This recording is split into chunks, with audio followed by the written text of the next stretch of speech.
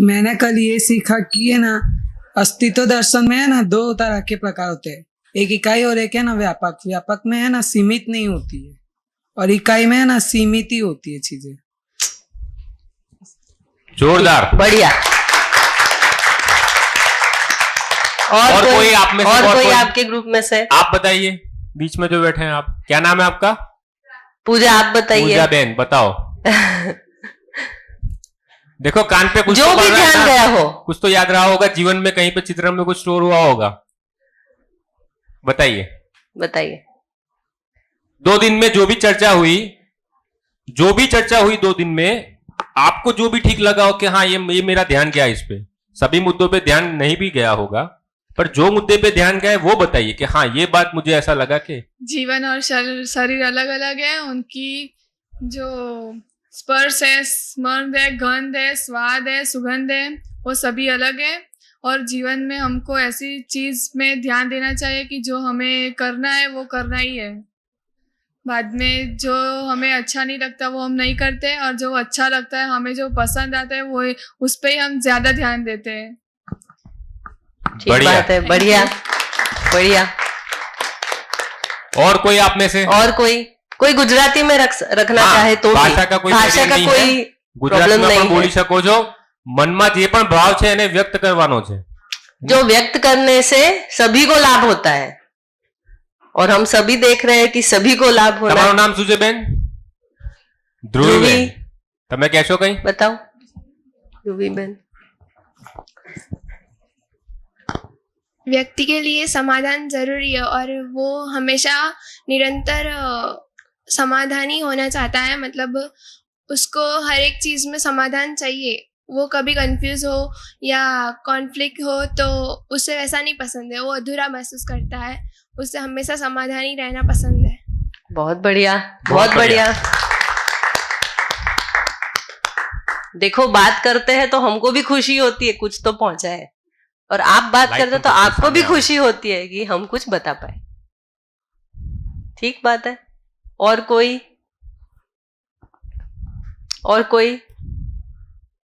दादाजी, आपको कुछ रखना है? जितना भी आता है जो भी है, आपका भाव व्यक्त होना। देखो, आपसे प्रेरणा है सबको। सबसे बुजुर्ग आप ही है। हाँ। समझ रहे हैं। नहीं, मुझे तो लगता है ये ऐसा शिविर है ना, हमारे लीडरों को करना चाहिए। मोदी साहब को होना चाहिए, पुतिन को होना चाहिए, श्रीलंका के पास होना चाहिए। वो सुधरेंगे तो पूरा देश सुधरेगा। ठीक, बढ़िया बढ़िया। और कोई? मुझे सिर्फ एक ही सेंटेंस बोलना है। कल जो पूरे दिन में मुझे एक सेंटेंस मुझे अंदर बहुत छू गया। हाँ। जैसी समझ वैसा आचरण। बिल्कुल। परिवर्तनशील चीजों के बारे में सोचेंगे तो हमारा सुख भी क्षणिक होगा, और निरंतर चीजों के बारे में सोचेंगे तो हमारा सुख भी निरंतर होगा। बढ़िया, जोरदार, बढ़िया। हाँ भाई, माइक उनको।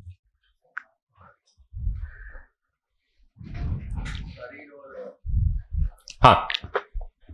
शरीर और जीवन भिन्न है, और जीवन का इम्पोर्टेंस क्या है, रोल क्या है, और उसकी तरफ इतना इम्पोर्टेंट है, अभी तक अभ्यास नहीं हुआ है तो उसकी तरफ ध्यान गया। इम्पोर्टेंस ऑफ जीवन। वाह, मन, जीवन की। बहुत बढ़िया, बढ़िया। हाँ, यहाँ पे पास करिए माइक। अभिजीत भाई, कोई माइक का देख लीजिए। एक कोई माइक पास कर दे तो। हाँ, कोई भी।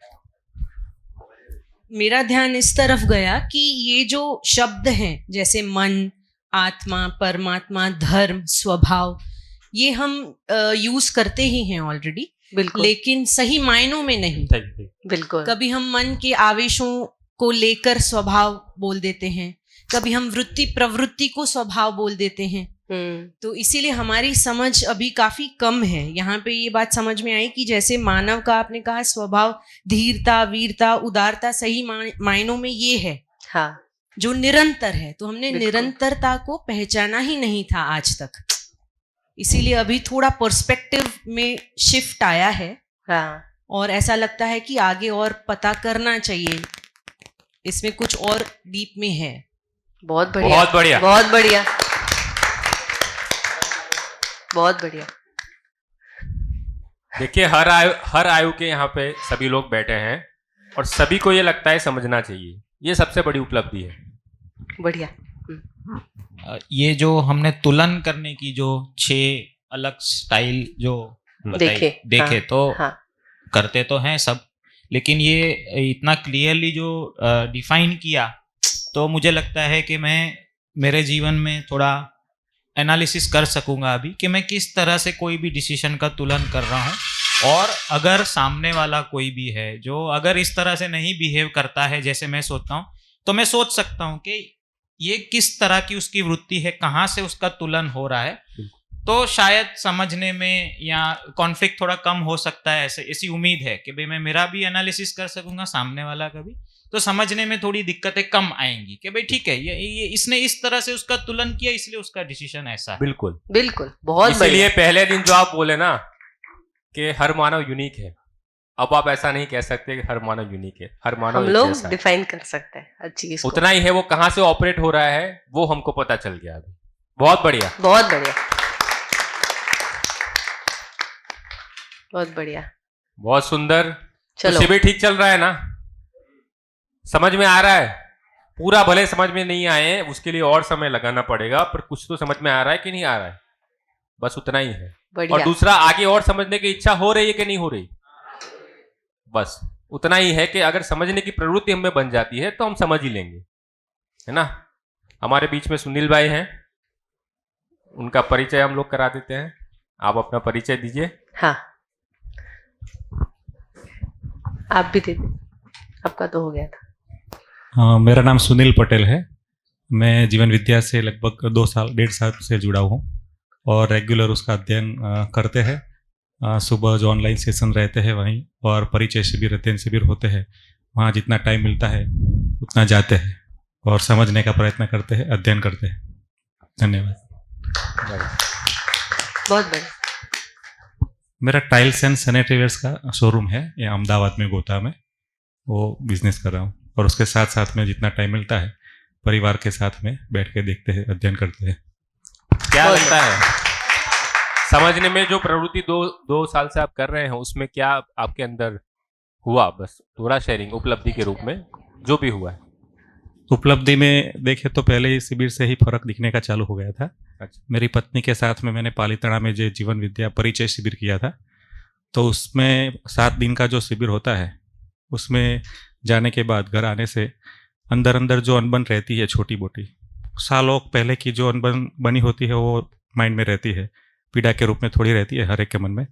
वो ऐसा लगता है कि जैसे कुछ प्रयत्न किए बिना धीरे धीरे धीरे कैसे चली गई है, उसका पता हमको भी नहीं चलता। हमारे में से क्या ऐसा निकल गया है जो सामने वाले को उसके फर्क दिखता है, और सामने वाले में भी क्या निकल गया है खुद को पता नहीं चलता है कि हमारे में परिवर्तन क्या आया है। लेकिन आया ऐसा है पॉजिटिव का, संबंधों में जो पहले पीड़ा थी वो एकदम चली गई है, समझो। बच्चों ने भी नोटिस किया है।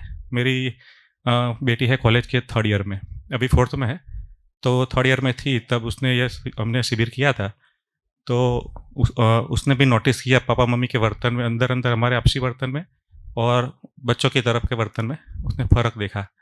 तो उसकी इच्छा हुई कि इंट्रोडक्शन वर्कशॉप उसने किया। वहाँ पे 1 दिन का वर्कशॉप था अहमदाबाद मैनेजमेंट एसोसिएशन में।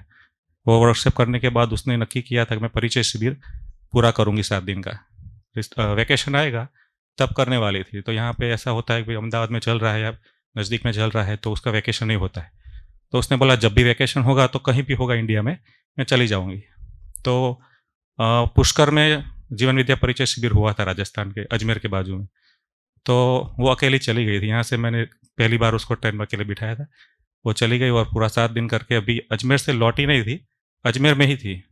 तो अजमेर से वापस फ़ोन कर रही है कि दूसरा एक शिविर 4-5 दिन के बाद वो वहाँ पे पालीताना में होने वाला था, भूमि मांडविया का जो हो ना कैंसिल हुआ था, वो शिविर में मुझको अभी के ये शिविर पूरा हुआ है, अभी अजमेर से रिटर्न नहीं हुई, बस में भी नहीं बैठी है। बोलते हैं मुझको फिर से करना है, थोड़े आंसर चाहिए मेरे को, कैरियर के रिगार्डिंग आंसर चाहिए थे, उसको फॉरेन सेट होना है, इंडिया सेट होना है, तो वगैरह उसका थोड़ा क्वेश्चन थे, तो उसके आंसर के लिए फिर से शिविर करना था, लेकिन वो कैंसिल हुआ। लेकिन बाद में श्रवण शुक्ला का दूसरे प्रबोधक है श्रवण शुक्ला जी, उनका शिविर हुआ तो उसने दूसरा भी परिचय शिविर किया।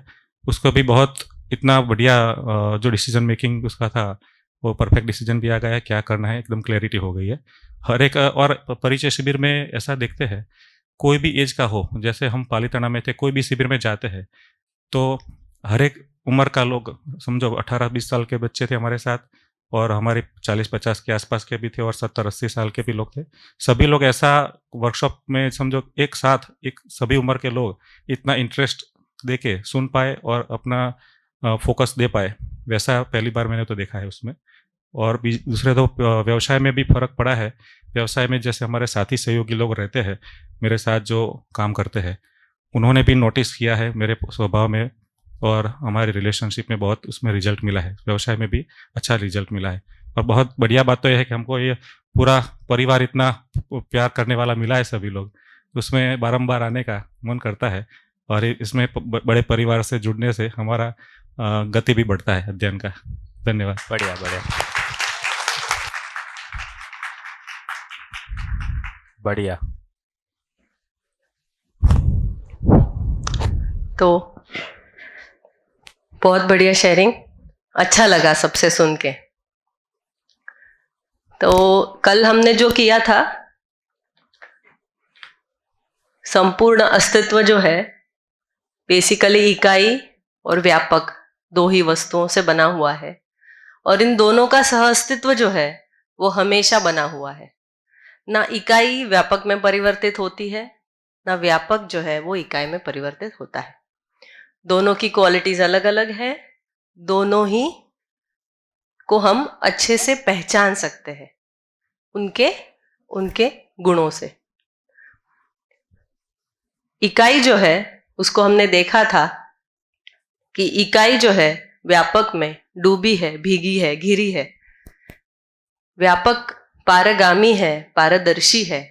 पारदर्शी है इसीलिए हम अभी भी एक दूसरे को देख पाते हैं, और इसीलिए हमारे में वो क्षमता है कि हम सभी को समझ सकते हैं। उसके साथ ही ये भी देखा, क्योंकि इकाई ही क्रियाशील है, व्यापक में कोई क्रिया नहीं है, इसीलिए मानव जो है, मानव भी इकाई है, और मानव जो है, मानव ही करता है, भोगता है और दृष्टा है। समझने वाला मानव है, करने वाला मानव है, और करके भोगने वाला भी मानव ही है। ठीक है, तो इसको हम सभी देख सकते हैं। उसी के साथ जब हमने देखा कि संपूर्ण अस्तित्व का स्वरूप हमको एक सहअस्तित्व के रूप में समझ में आया, उसी के आधार पर, आपका माइक बंद कर दो, अच्छा, उसी के आधार पे फिर हमने इकाई जो है, जो अनेक प्रकार की इकाइयां हमको दिखती है, उसको हमने एक तरीके से क्या कहते हैं, क्लासिफिकेशन किया उसका, कि हम उसको कैसे पहचानेंगे। और इकाइयों में इतनी सारी जो इकाइयां हैं उसको हम कैसे एक रूप में, उनकी एकता को कैसे देखेंगे। तो उसमें हमने 4 अवस्थाओं की बात की, जिसमें पहली अवस्था है पदार्थ अवस्था, अर्थात मिट्टी है, पत्थर है, धातु है, मणि है, सभी कुछ, सोना है, चांदी है, सभी कुछ क्या है, पदार्थ अवस्था है। पदार्थ अवस्था में क्या होता है, पदार्थ अवस्था का स्वभाव जो है वो संगठन है और विघटन है। या तो वो साथ में आते हैं या फिर साथ में आके फिर विघटित होते हैं। पदार्थ अवस्था हमेशा इसमें बनी हुई है, और उसका धर्म जो है वो अस्तित्व है। अस्तित्व अर्थात जिसका नाश नहीं हो सकता। कुछ भी हो जाए, पदार्थ अवस्था हमेशा बनी रहेगी। इस पृथ्वी पे इतना सारा पोल्यूशन हो जाए, बहुत खराब हो जाए, मानव यहां से चला जाए, पर पदार्थ अवस्था हमेशा बनी रहेगी। ठीक है, तो ये हुआ पदार्थ अवस्था। और पदार्थ अवस्था की अनुषंगीयता, अनुषंगीयता अर्थात उसकी परंपरा कैसी है, आचरण की परंपरा कैसी बनती है। पदार्थ अवस्था में जो आचरण है वो उसके गठन से डिफाइन होता है। जैसे परमाणु में कितने अंश है, कितने पार्टिकल्स है, उस आधार पे अभी भी हम साइंस में पहचानते हैं कि ये लोहे का परमाणु है, ये क्या सोने का परमाणु है, ये कार्बन का परमाणु है। कैसे पहचानते हैं हम? अंशों की जो संख्या है और उसका जो स्वरूप है गठन का, उस आधार पे ये पहचाना जाता है। तो जैसे भी कोई ही परमाणु में अंशों का बढ़ना होने से उसका आचरण बदल जाता है, अंशों का घटना होने से उसका आचरण बदल जाता है। वही हम रिएक्शन के रूप में देखते हैं। जैसे लोहे का परमाणु है, उसमें जंग लग गया, मिट्टी बन जाता है। ये जो उसका भेद है, उसमें क्या भेद हुआ? पानी और लोहे में इंटरेक्शन हुआ और दोनों का आचरण फिर बदल गया। तो इस तरीके से परंपरा जो है पदार्थ अवस्था में, सोने का परमाणु हमेशा बने रहेगा, पर वो परमाणु हो सकता है उसमें परिवर्तन हो। परंपरा के रूप में सोना भी है, चांदी भी है, कोयला भी है, सभी कुछ बना हुआ है, कार्बन है, सब कुछ बना हुआ है। उसमें जो परिवर्तन है वो सिर्फ अंशों के या तो लेने या तो देने से, या तो टेक, या तो उसको या तो परमाणु में अंश आते हैं या तो फिर परमाणु से अंश बाहर जाते हैं। इस दोनों से उनका आचरण बदलता है। ठीक बात है? और ये हम लोग साइंस में पढ़ते हैं। तो ये इसका नियम है। प्राण अवस्था है, हमने देखा था, जो पेड़ है, पौधे है ना, वनस्पति, सब संसार है, उसमें एडिशन क्या हुआ? पदार्थ अवस्था से प्राण अवस्था में एडिशन क्या हुआ कि उसमें अभी ग्रोथ है, उसमें स्पंदन है। बेसिकली जो सांस लेना और सांस छोड़ना, ये जो प्रोसेस है स्पंदन वाली, ये प्राण अवस्था से शुरू होती है। पदार्थ अवस्था में स्पंदन नहीं है। प्राण अवस्था जो है, फिर उसका स्वभाव हमने देखा, या तो वो सारक है या तो मारक है। अर्थात किसी के लिए पुष्टिदायक है या किसी के लिए उससे पुष्टि नहीं होती। ठीक है? पुष्टि यानी ग्रोथ, उसका बढ़ना। जैसे हमने कोई वनस्पति खाने से हमारे शरीर में ग्रोथ होगी या उसे हानि भी हो सकती है। इस तरीके से हमने वनस्पति या प्राण अवस्था को पहचाना। उसका धर्म है पुष्टि अर्थात ग्रोथ। एक जो प्राण कोशा है, बेसिकली प्राण अवस्था जो है वो सेल से बना है, हम सभी जानते हैं। एक सेल से दूसरा सेल बनाने की जो क्वालिटी है वो पदार्थ अवस्था में नहीं थी, प्राण अवस्था में वो ऐड हो गई। प्राण अवस्था में वो ऐड हो गई। तो अभी एक सेल से दूसरा सेल बनता है, दूसरे सेल से तीसरा सेल बनता है और उसका ग्रोथ होता है। इसी को हमने कहा पुष्टि। और फिर इसकी अनुषंगियता, इसकी परंपरा कैसी है? परंपरा कैसे बनती है? तो बीज से। जैसा बीज वैसा वृक्ष, और जैसा वृक्ष होता है वैसा उसका बीज होता है। ये साइकिल हमेशा बना हुआ है। ठीक? इस तरीके से उसकी परंपरा बनी हुई है। तो बीज के अनुसार ही उसका क्वालिटी होगा, गुण होगा। जीव अवस्था जो है, हमने देखा, जो पशु है, पक्षी है, उसमें उसका स्वभाव या तो क्रूर है या अक्रूर है। जैसे बाघ है, गाय है, बकरी है ना। कुछ हम देखते हैं कि ज्यादातर समय पे कुछ क्रूर होते हैं, ज्यादातर समय पे कुछ अक्रूर होते हैं। जैसे शाकाहारी और मांसाहारी पशु पक्षियों को हम पहचानते हैं। और उसी के साथ जैसे गाय का बच्चा होता है, जब गाय का बच्चा होता है तो गाय उस समय पे बच्चे का संरक्षण के अर्थ में जो है वो क्रूर होती है, आपको पास में नहीं आने देती किसी को भी। तो इस तरीके से इसका स्वभाव जो है वो क्रूर और अक्रूर है। और जीव अवस्था का जो धर्म है, जीने की आशा, अर्थात वो जीना चाहता है। ठीक? जीना चाहता है। इसीलिए हम ये देख पाते हैं कि जब भी कोई गाय है या किसी को जब स्लॉटर हाउस में लेके जाते हैं तो वो चीखता है, वो उसका प्रतिकार करता है।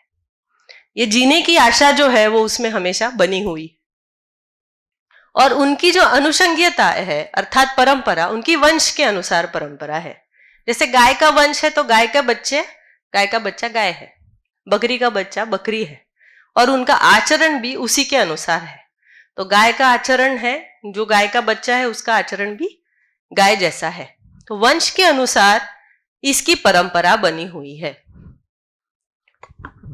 हाँ। वंश के अनुसार तो प्राण अवस्था वालों की भी सेम ही रहेगी ना भाई।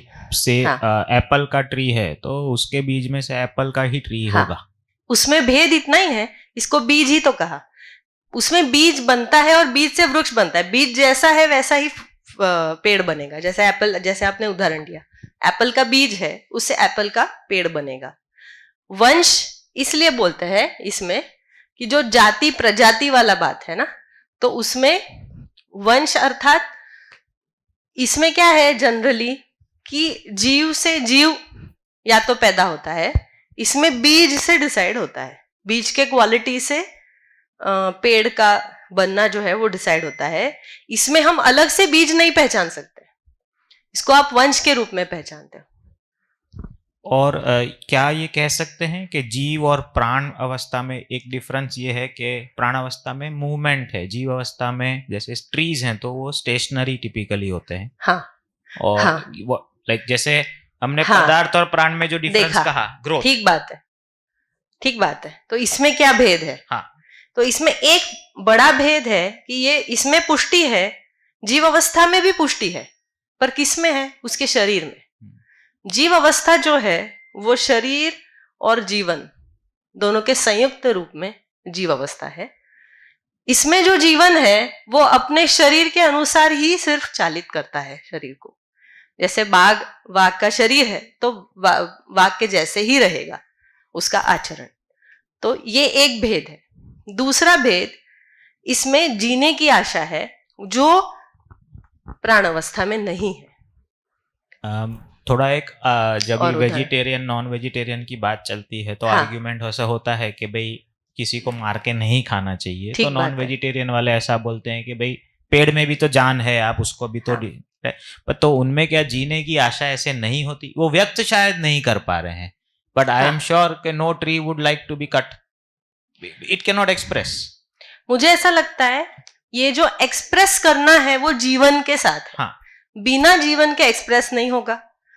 तो प्राण अवस्था में जीवन नहीं है, इसीलिए जीव अवस्था की जो हत्या है उसको हम हत्या के रूप में पहचानते हैं। जो लोग मांसाहारी होते हैं वो भी शाकाहारी तो होते ही है ना, उसके साथ मांस खाते हैं। शाकाहारी तो सभी लोग होते हैं, ठीक। तो हत्या जो है वो तभी आएगी जब जीवन की जीने की आशा जो जीवन में है उसमें हमने कोई हस्तक्षेप किया। तो अगर हम जैसे प्राण अवस्था है, हाँ, वो उसमें सिर्फ शरीर है, हाँ, राइट, उसमें जीव बिल्कुल, नहीं है, बिल्कुल। तो ऐसी कोई इकाई है उसको अगर हम हमारे पोषण के लिए डिस्ट्रॉय करते हैं तो हाँ, वो इट इज एक्सेप्टेबल। बिल्कुल।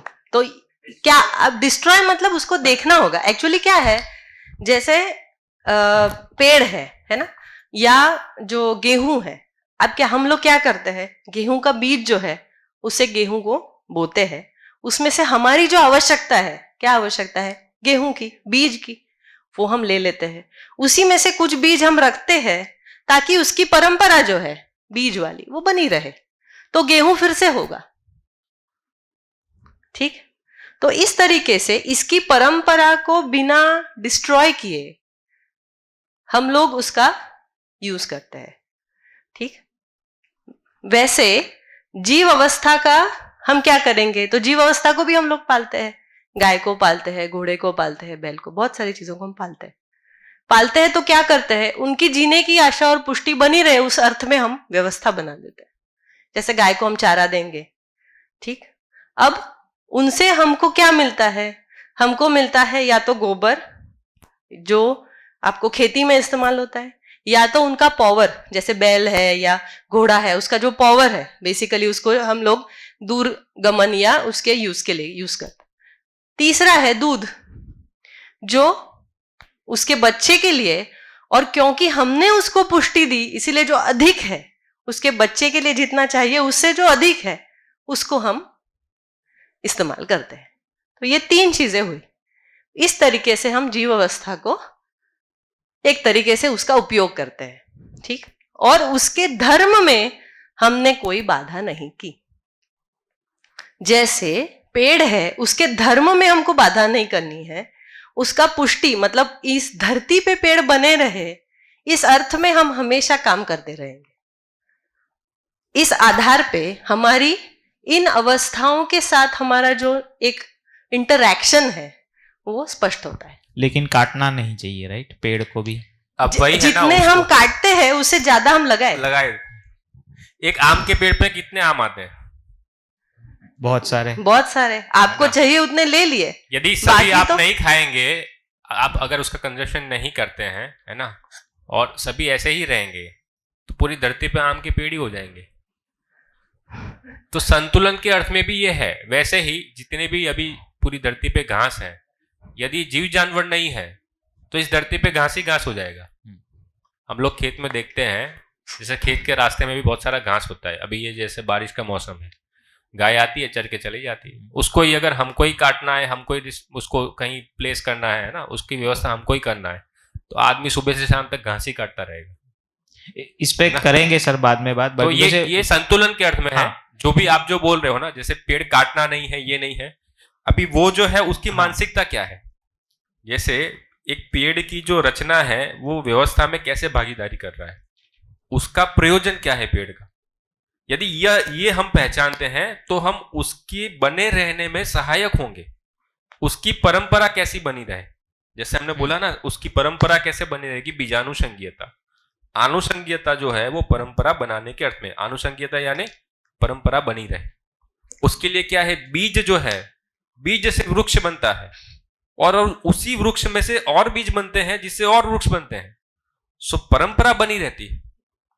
वैसे ही जब इसकी बात करते हैं जीव जानवर की, तो एक जो शरीर है जीव जानवर का, उससे दूसरा शरीर बनना जीव जानवर का, ये बना रहता है ना। उसका वंश जो है, अभी हम वंश किसके अर्थ में, मानव के अर्थ में भी वंश प्रयोग करते हैं। हमारा वंश, हमारा कुल, ये वंश जो है बहुत उच्च है, ये वंश जो है बहुत नीचे है, ये बात करते हैं ना। ये वंश किसके अर्थ में, जीवन के अर्थ में या शरीर के अर्थ में? शरीर। हम जो बात करते हैं शरीर के हिसाब, शरीर के अर्थ में करते हैं, है ना। जैसे 6 फुट 7 फुट हाइट वाला जो वंश होता है, तो वैसा शरीर आएगा। उसके जीवन में कोई क्वालिटी चेंज हो जाएगा क्या? तो ये जो वंश है वो बना रहे प्राणियों का, जीव जानवर का, है ना, ये उसकी आनुषंगिकता। यदि हम चाहते हैं कि जीव जानवर की परंपरा बनी रहे, तो इसमें हस्तक्षेप नहीं करना वंश में। उसमें जो नॉनवेज खाते हैं वो आर्ग्यूमेंट ये करते हैं, जैसे आपने बोला कि भाई ट्री है, हमने काटा लेकिन ज्यादा बोए, तो वो भी ये करते हैं। बट उसके बाद उस पे हम और भी बात कर सकते हैं। ठीक है ना, उस पे बहुत सारे तर्क है, और उस तर्क को हम शरीर की जो रचना है, शरीर के लिए क्या पोषक है, क्या शोषक है, उस आधार पे ये निर्णय होता है। उसमें एक पार्ट ये है कि जीने की आशा को हम डिस्ट्रॉय नहीं करें। और इसमें मैं ये अभी जो बात हुई उसमें हम देख सकते हैं कि सभी अवस्थाएं एक दूसरे को पूरक तो है ही। पदार्थ अवस्था प्राण अवस्था के लिए पूरक है कि नहीं है? है। प्राण अवस्था अर्थात पेड़ पौधे पदार्थ अवस्था को क्या देते हैं? क्या कुछ वापस देते हैं? क्या देते हैं? हाँ बिल्कुल। तो पदार्थ अवस्था उन्नत हो जाती है, उसकी उर्वरकता बढ़ जाती है। प्राण अवस्था के जो भी अवशेष है, उससे पदार्थ अवस्था की स्थिति जो है वो उन्नत हो जाती है और अधिक। तो ये दूसरे को परस्पर पूरक है। ठीक। वैसे ही क्या जीव अवस्था और पदार्थ अवस्था में भी कोई इंटरैक्शन है? क्या समझ में आता है? जीव अवस्था और पदार्थ अवस्था में क्या इंटरैक्शन है? जीव क्या लेते हैं पदार्थ अवस्था से? जीव अर्थात पशु पक्षी क्या लेते हैं पदार्थ अवस्था से? आप में से कोई?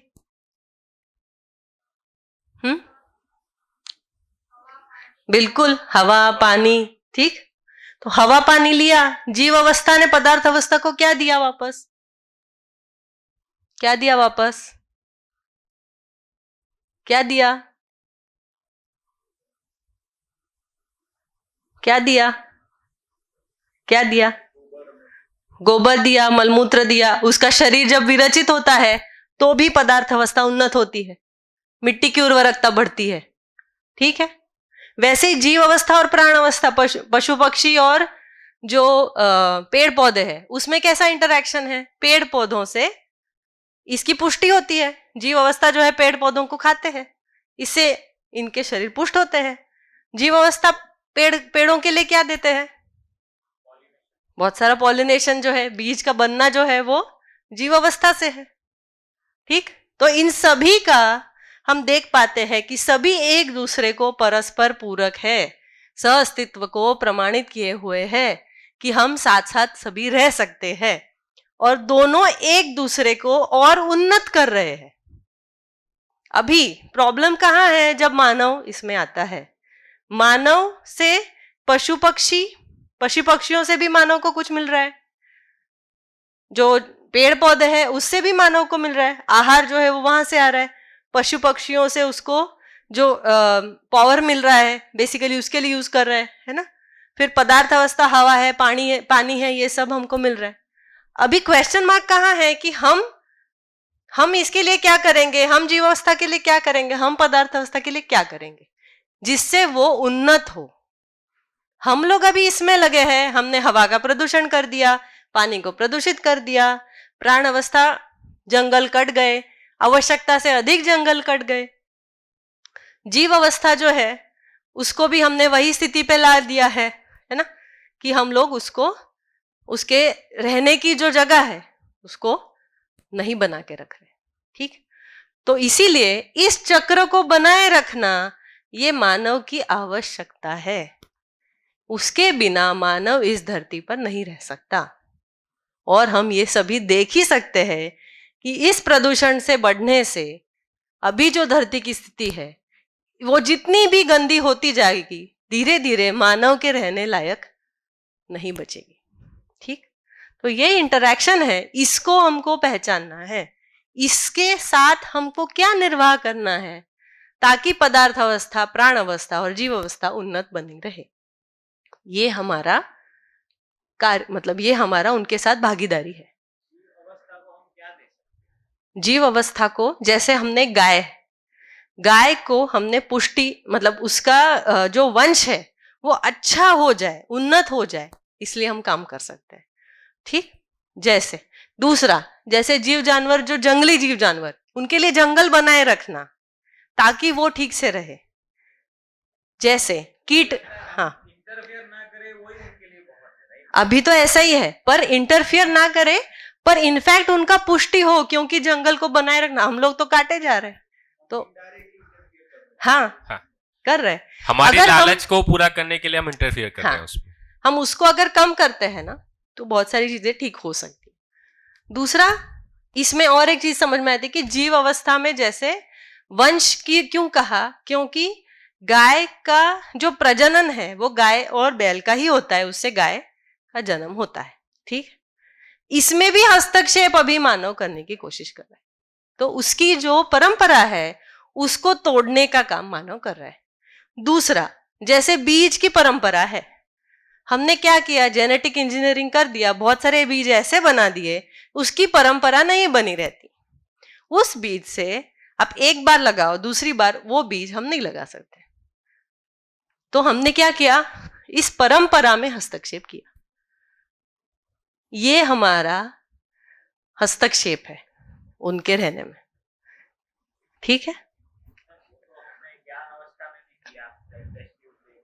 हाँ बिल्कुल बिल्कुल, पर उसको भी देखना होगा, हमको ये सोचना ही होगा। अभी इसको आगे हम देखते हैं, अभी देखा नहीं इसीलिए मानव को, कि मानव जो है क्या वो वंशानुषंगी है, उसका जैसा शरीर है, जैसे हम प्रजनन के आधार पे पहचान सकते हैं कि जीव अवस्था में कितनी जाति है ना। मानव में क्या जाति एक है या अलग अलग है?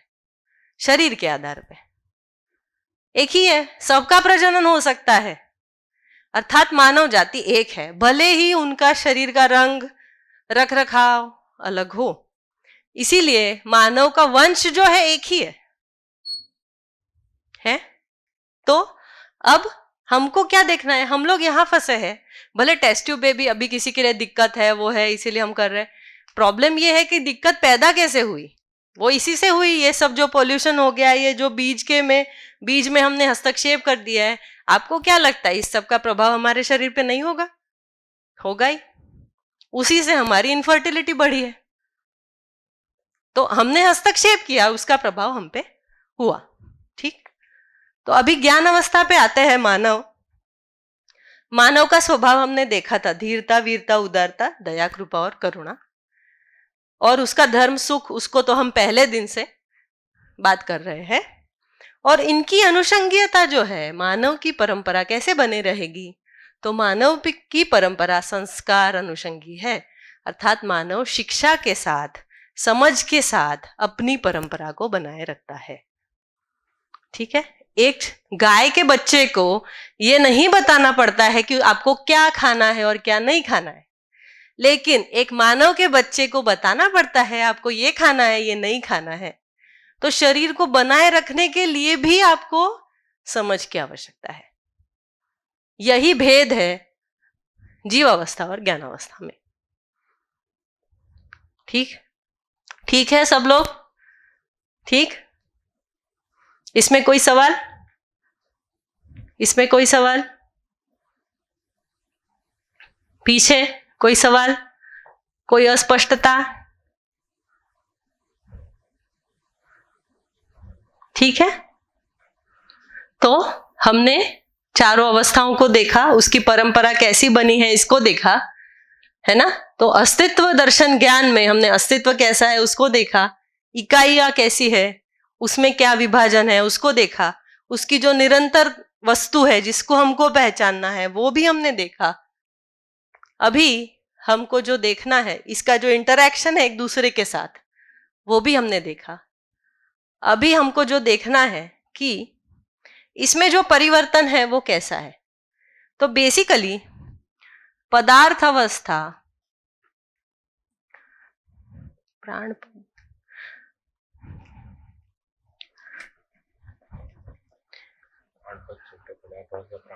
वैसे पदार्थ अवस्था, पदार्थ से प्राण अवस्था,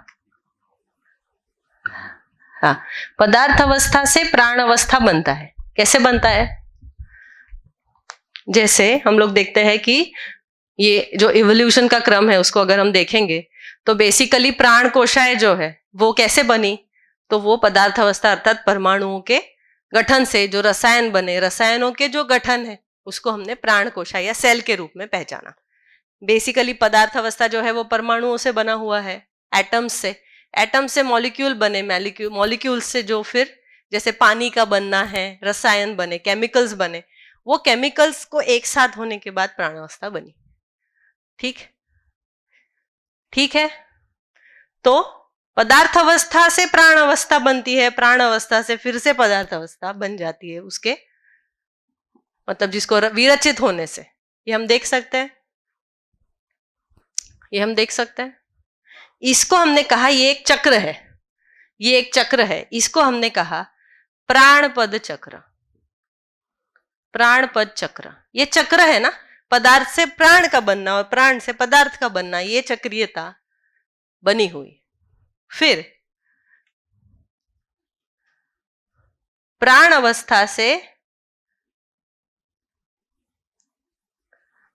सॉरी, ठीक है, प्राण अवस्था से, ये नहीं है ना, ऐसा क्यों हो रहा है, जीव अवस्था और भ्रमित। हाँ, तो यहां पे एक संक्रमण है कि ये जो परमाणु है जिसकी हम लोग बात कर रहे थे, तो उसमें कुछ परमाणु ऐसे हैं जिसको हमने कहा गठनशील, जिसमें बेसिकली अंशों का लेना और देना ये चल रहा है। ठीक है, इसी को कहा गठनशील। इसमें हमने बात की थी अभी, परिणाम अनुषंगी है, जैसा गठन है वैसा आचरण है। उस तरीके से एक रिएक्शन जो है हमेशा बना हुआ है। तो ये जो पदार्थ अवस्था है ना, इसी में एक संक्रमण आता है जिसको हमने कहा गठन पूर्णता। गठन पूर्णता, जिसमें अभी गठन का परिवर्तन नहीं हो रहा है। अब वो कैसे हुआ? तो बेसिकली ये जो अंशों का लेना देना है, उसी के प्रोसेस में एक निश्चित ताप दाब पे, क्योंकि सभी जो अंशों का लेना या देना है वो कोई ताप या कोई हीट या तो कोई दाब, प्रेशर, उसी के आधार पे होता है। ऐसे एक निश्चित स्थिति में गठन की पूर्णता हुई, जिसको हमने पहचाना गठन पूर्णता, अर्थात जीवन, जिसमें अभी गठन में कोई चेंज नहीं है और जीवन के रूप में वो हमेशा निरंतर, परमाणु के रूप में हमेशा निरंतर बना रहता है। अभी ये परमाणु कोई भी संगठन विघटन में भागीदारी नहीं करता है, वो इंडिपेंडेंटली एज अ परमाणु बने रहता है, क्योंकि उसको उसमें अंशों का कोई भी लेना देना नहीं है। इसीलिए अब उसमें संगठन और विघटन क्रिया नहीं होगी। ठीक ठीक बात है। तो अभी ये हुआ एक पूर्णता अर्थात संक्रमण। संक्रमण क्यों कहा? क्योंकि अभी उसमें कोई परिवर्तन नहीं होगा। गठन पूर्णता से गठनशील परमाणु नहीं बनेगा, निश्चित हो गया वो। इसी को कहा विकास। अभी हमने विकास किसको बोला है? ये सब जो भवन बनना है ये सब है, इसको हमने कहा विकास। जबकि विकास इसको कह रहे हैं एक बार होने से वापस परिवर्तन नहीं होता, तभी विकास। संक्रमण का मीनिंग नहीं। संक्रमण अर्थात जैसे एक स्टेप हमने आगे लिया, उस स्टेप से पीछे नहीं आते वापस, इसको कहा इंग्लिश संक्रमण। वर्ड एक ऐसा बिंदु है जहां से वापस नहीं आ सकता। देखिए इसमें चक्र की बात कर रहे हैं ना, जैसे ये चक्र में कैसा है, पदार्थ से प्राण बन सकता है, प्राण से पदार्थ बन सकता है ना। ये चक्र चलता है, चक्रीय प्रोसेस है ना। जैसे मानव का शरीर बना, बच्चे ने जन्म लिया है ना, माँ के गर्भ में शरीर बन रहा है, वो बच्चा बड़ा हुआ, एक समय पे शरीर जो है वो विरचित हो गया, जिसको हम कह रहे हैं मृत्यु घटना के रूप में। हम बोले मर गया, हम बोले उसका शरीर शांत हो गया। भाषा में भी हम लोग इतना तो पहचाने कि ये बोलता है शरीर शांत हो गया उसका। तो जब शरीर शांत हो गया मतलब वो वापस जो है वो प्राण अवस्था जो है, शरीर जो प्राण अवस्था से बना है, वापस वो पदार्थ अवस्था में विलीन हो गया, मिल गया। अल्टीमेटली होता है या तो हम उसको अग्नि देते हैं या उसको धरती में जो है दफन करते हैं। ये 2-3 चीजें हम लोग करते हैं। तो जो शरीर है वो तो वापस ही मिल रहा है, पर जो जीवन है जो एक बार गठन पूर्ण हो गया वो वापस गठनशील नहीं होगा। मतलब उसका return of point of return नहीं है, वहां से वो एक जगह पे पहुंच गया। तो जीवन जो गठन पूर्णता जब अचीव करता है, पर वो स्टार्ट तो गठनशीलता से होता है, पदार्थ या कोई अवस्था से, फिर गठन पूर्ण बनता है जब, तो प्राण अवस्था में तो ये नहीं है, ये जीव अवस्था में है और ज्ञान अवस्था में है। तो ये दो जो अवस्थाएं हैं उसके जीवन में कोई डिफरेंस होता है क्या? हाँ, नहीं, उसको बात करेंगे, उसमें बात करेंगे उसके जीवन में क्या डिफरेंस है। मौलिक रूप में जीवन तो यही रहता है, उसको जो व्यक्त करना है, जो व्यक्त करना है ये ऐसा ही है एक्चुअली आपके पास कोई एक सॉफ्टवेयर है, हाँ, है ना। अब उसको व्यक्त करने के लिए कोई एक हार्डवेयर चाहिए, है ना। तो सॉफ्टवेयर जो है वो हार्डवेयर के अनुसार व्यक्त होगा। जैसे ये माइक है, मैं बहुत ही स्थूल उदाहरण दे रहा हूँ, है ना। स्थूल मतलब जो जिसको मतलब उतना हाईली वो रिलेटेबल नहीं है, पर जैसे ये माइक है ना, इसकी कोई फ्रीक्वेंसी है, ये बना हुआ है। अब मैं जितनी तेज आवाज से बोलूंगा, है ना, वो यहां से जाएगा। एक समय पे मेरी आवाज इससे तेज हो सकती है, पर यदि माइक की कैपेसिटी नहीं है तो वो उसको प्रसारित नहीं कर सकता, अभिव्यक्त नहीं कर सकता। इसीलिए जो जीवन जीव शरीर चलाते हैं वहां पे जीव शरीर का जो एक लिमिटेशन है, जिसको हमने कल देखा था 4 विषय, आहार, निद्रा, भय, मैथुन, उसमें उसका पूरा हो जाता है। उसको जागृति की आवश्यकता नहीं है, क्योंकि वो उसमें उसका जो हाईएस्ट अचीवमेंट है, उसमें जो पूर्णता होनी है वो वहां तक ही है, उससे आगे उसमें है नहीं। यदि उससे आगे की जो स्थिति है वो फिर उसी के लिए फिर ज्ञान अवस्था है। यदि वो उसी में हो जाता तो फिर ज्ञान अवस्था की आवश्यकता क्या थी। यदि जीव शरीर में ही वो पूरा हो जाता तो उसकी आवश्यकता नहीं होती। इसीलिए वो जो व्यक्त होना है, जैसे हम इसमें भी देखें पूरा, तो इसमें सभी क्रियाएं जो है वो जीव शरीर में व्यक्त नहीं होगी, उस रूप में है। क्या क्यों नहीं होगी, मैं उसको जोड़ देती हूँ। क्यों नहीं हो पाएगी? क्योंकि जीवन जो है उसका शरीर के साथ जो इंटरैक्शन है उसका माध्यम है मेधस अर्थात ब्रेन। ठीक है, मेधस, ब्रेन, नर्वस सिस्टम। ठीक है, मानव में सबसे विकसित ब्रेन है, जीवों में जो ब्रेन है उतना विकसित नहीं है। इसीलिए जीवन पूरी तरीके से अपने आप को जीव शरीर में व्यक्त नहीं कर सकता। पर वही जीवन अगर मानव शरीर को करेगा तो व्यक्त कर सकता है। जीवन सेम ही है, जीवन सेम है, मौलिक रूप में सेम है। उतना ही है। मैंने जैसे बताया जो हार्डवेयर है, जिसको अभी बहुत अच्छे से ये रखा कि मेधस, उसमें भी पिन पॉइंटेड कौन सा पार्ट है। जैसे जीवों में भी भूख लगती है, ये सारी सिस्टम, डाइजेस्टिव सिस्टम, ये सब उसमें है। उसमें ये भी है, ब्रेन भी है, पर वो उतना विकसित नहीं है कि इन सब क्रियाओं को व्यक्त कर पाए। मेरा बस क्वेश्चन यही था कि बस। जीवन तो दोनों में सेम सेम है। है, सेम है। That's the question. वो जो गठन पूर्ण परमाणु है ना, हाँ। इसीलिए अभी आगे Same. आएगा, ये 2 अवस्थाएं अभी लिखी, ये 4 में से 2 अवस्थाएं हैं जो इस चक्र में है ना, और उसके बाद ये गठन पूर्णता है। तो बाकी की जो अवस्थाएं हैं, जीव अवस्था और ज्ञान अवस्था, वो इसके बाद ही है। जब तक गठन पूर्णता नहीं हुई, जीवन नहीं बना, तब तक वो नहीं है। उससे पहले ये दोनों है। इसी भी धरती पे अगर सबसे पहले कुछ होना होगा तो पदार्थ ही होगा, उसके बाद ही प्राण हो सकता है। और गठन पूर्ण यानी जीवनता, जिसको हम कह रहे हैं जीवन होना, उसके बाद ही जीव शरीर आ सकता है, क्योंकि जीव शरीर को चलाने के लिए जीवन की आवश्यकता है। इसलिए जीव शरीर इससे उपलब्ध हो सकता है। हमारा शरीर भी इसी से बना है। पूरे शरीर में देखेंगे तो पदार्थ और प्राण अवस्था ही है। गठन पूर्णता होने से जीवन, मतलब जीवन गठन पूर्ण है, हाँ। लेकिन जीवन भी तो प्रोग्रेस कर रहा है ना। हाँ, Like, उसको हम उसी अभी को आगे देखेंगे, देखेंगे। उसको आगे देखेंगे। इसीलिए अभी तक जो देखा इसको कह रहे हैं विकास क्रम। ये जो है ये ना, जो हुआ इसका उसको हमने होना, नाम दिया विकास क्रम। ये जो है ना, ये इसको कहा हमने विकास हुआ, है ना। ये कैसे हुआ विकास क्रम, अर्थात ये जो अलग अलग रचना है उसमें जो एक क्रम है ना। जैसे अलग अलग पेड़ पौधे हैं, उनकी रचनाएं हैं, फिर जीव शरीर है, उनमें एक प्रोग्रेसिव डेवलपमेंट है, और मानव शरीर है। ये पूरा प्रोग्रेस, ये है विकास, जिसमें गठन पूर्णता का बनना, परमाणु गठनशील से गठन पूर्णता का बनना, ये विकास। और ये एक संक्रमण। अभी आगे का चक्र हम देखते हैं, इसके जिस बाद पे भी आपका विकास मुद्दा। है ना, अभी उसके आगे वाला देखते हैं। तो अभी यहां से हमने देखा कि जीव अवस्था और भ्रमित ज्ञान अवस्था, अर्थात भ्रमित मानव, इसमें भी एक चक्रीयता है। इसमें भी एक चक्रीयता है, जिसको हमने कहा भ्रांति पद चक्र। भ्रांति पद चक्र, ठीक।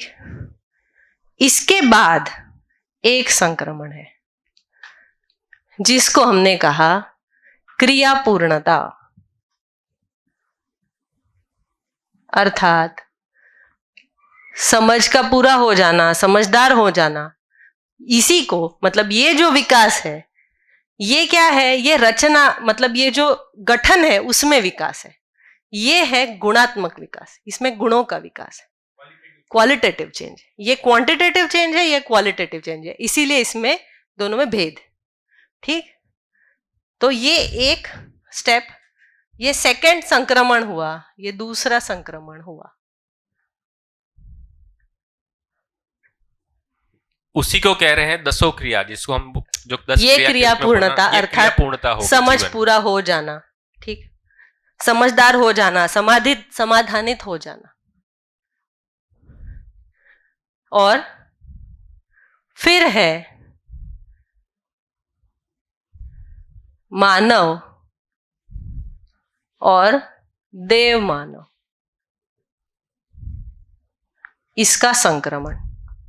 मानव से देव मानव, देव मानव से मानव, इसको कहा देवपद चक्र। देवपद चक्र।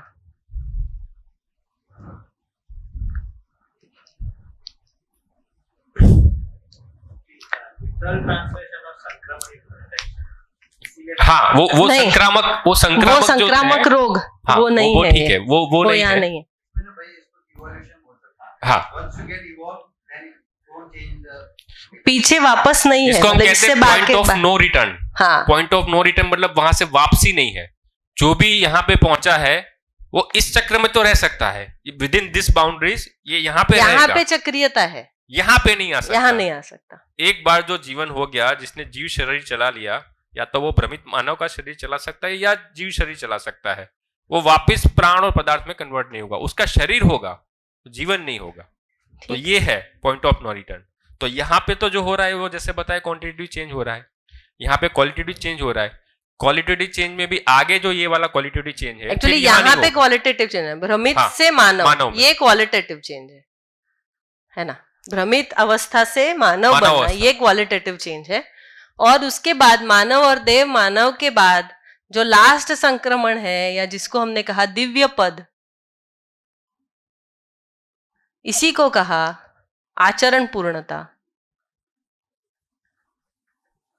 पूर्णता, आचरण पूर्णता अर्थात तीसरा संक्रमण।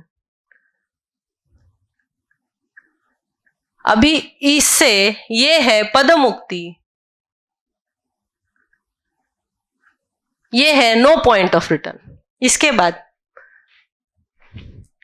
इसके बाद गुणात्मक परिवर्तन भी नहीं, क्योंकि हमने फाइनल अपना जो डेस्टिनेशन है, इसी को कहा मोक्ष पद, इसको पा लिया।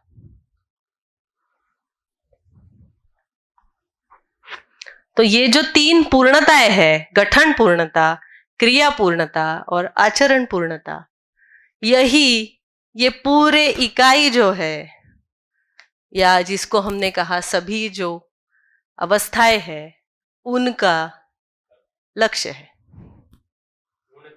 पूर्णता को पाना।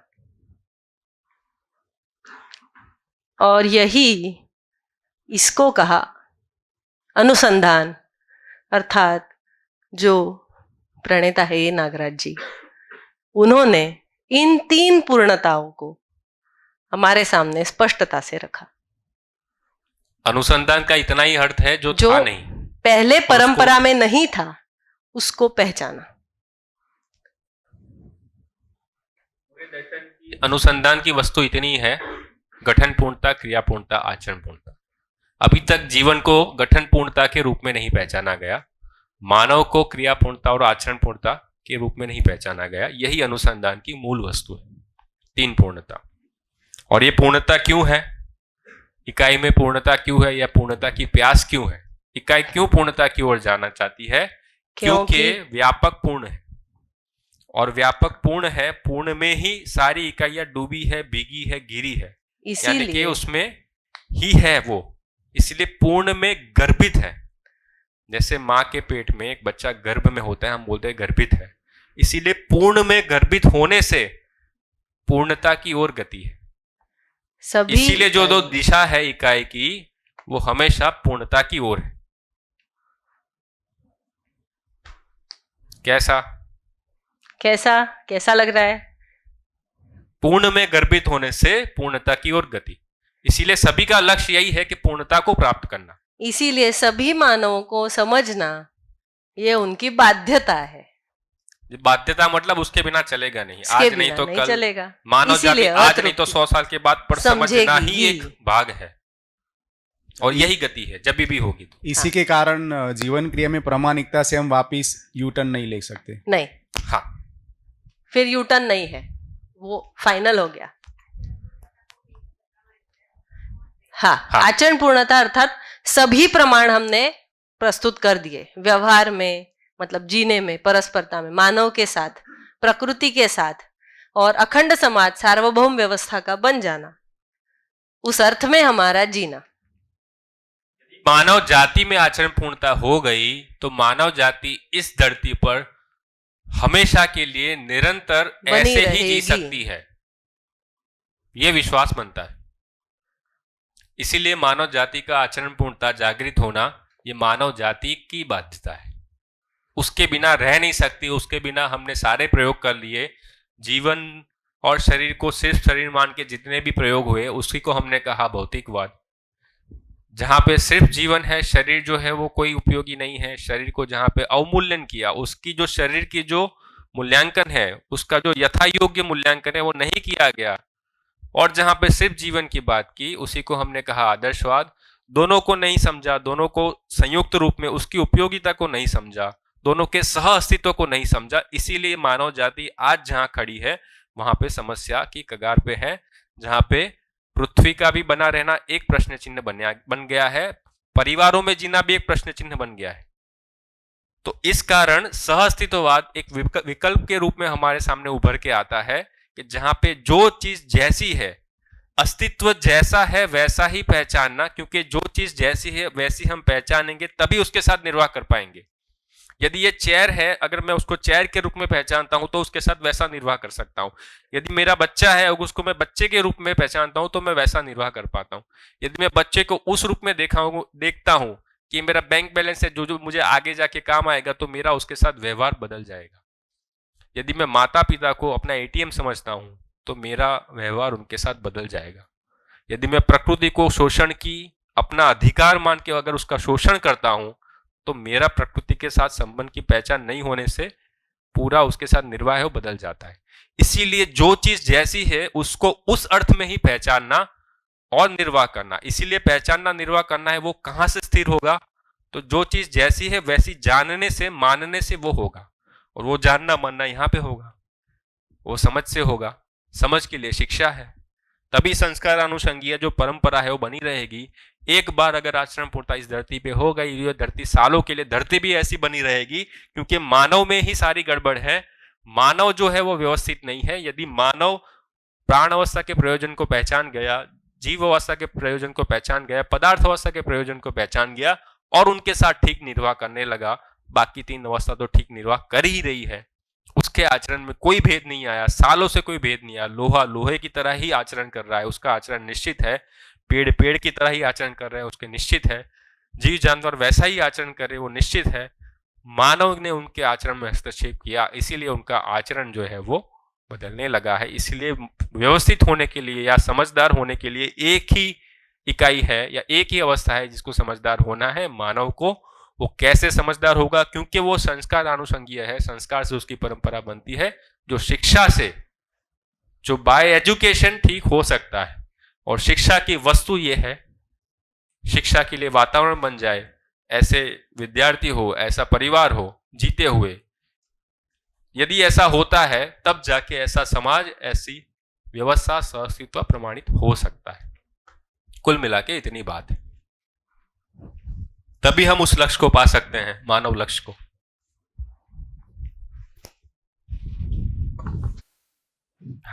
हाँ, दोनों ही, इंडिविजुअल भी और परंपरा भी, हाँ, दोनों ही तरह से देख सकते दोनों तरीके से। जैसे आई कैन बिकम हाँ, माई सेल्फ, बिल्कुल। Can the other things become, ये भी होगा। इसका प्रमाण या पूर्णता इसकी जो है वो परंपरा के अर्थ में हम पहचान पाएंगे। एक व्यक्ति भी हो सकता है, मैं पर अपना उससे आचरण ठीक परंपरा कर नहीं सकता हूं। बनेगी। हाँ, पर उससे परंपरा नहीं बनेगी। यदि मेरा आचरण ठीक होता है तो उसका अगला स्टेप यही बनता है कि सभी का आचरण ठीक हो। उसके लिए मैं काम करूंगा।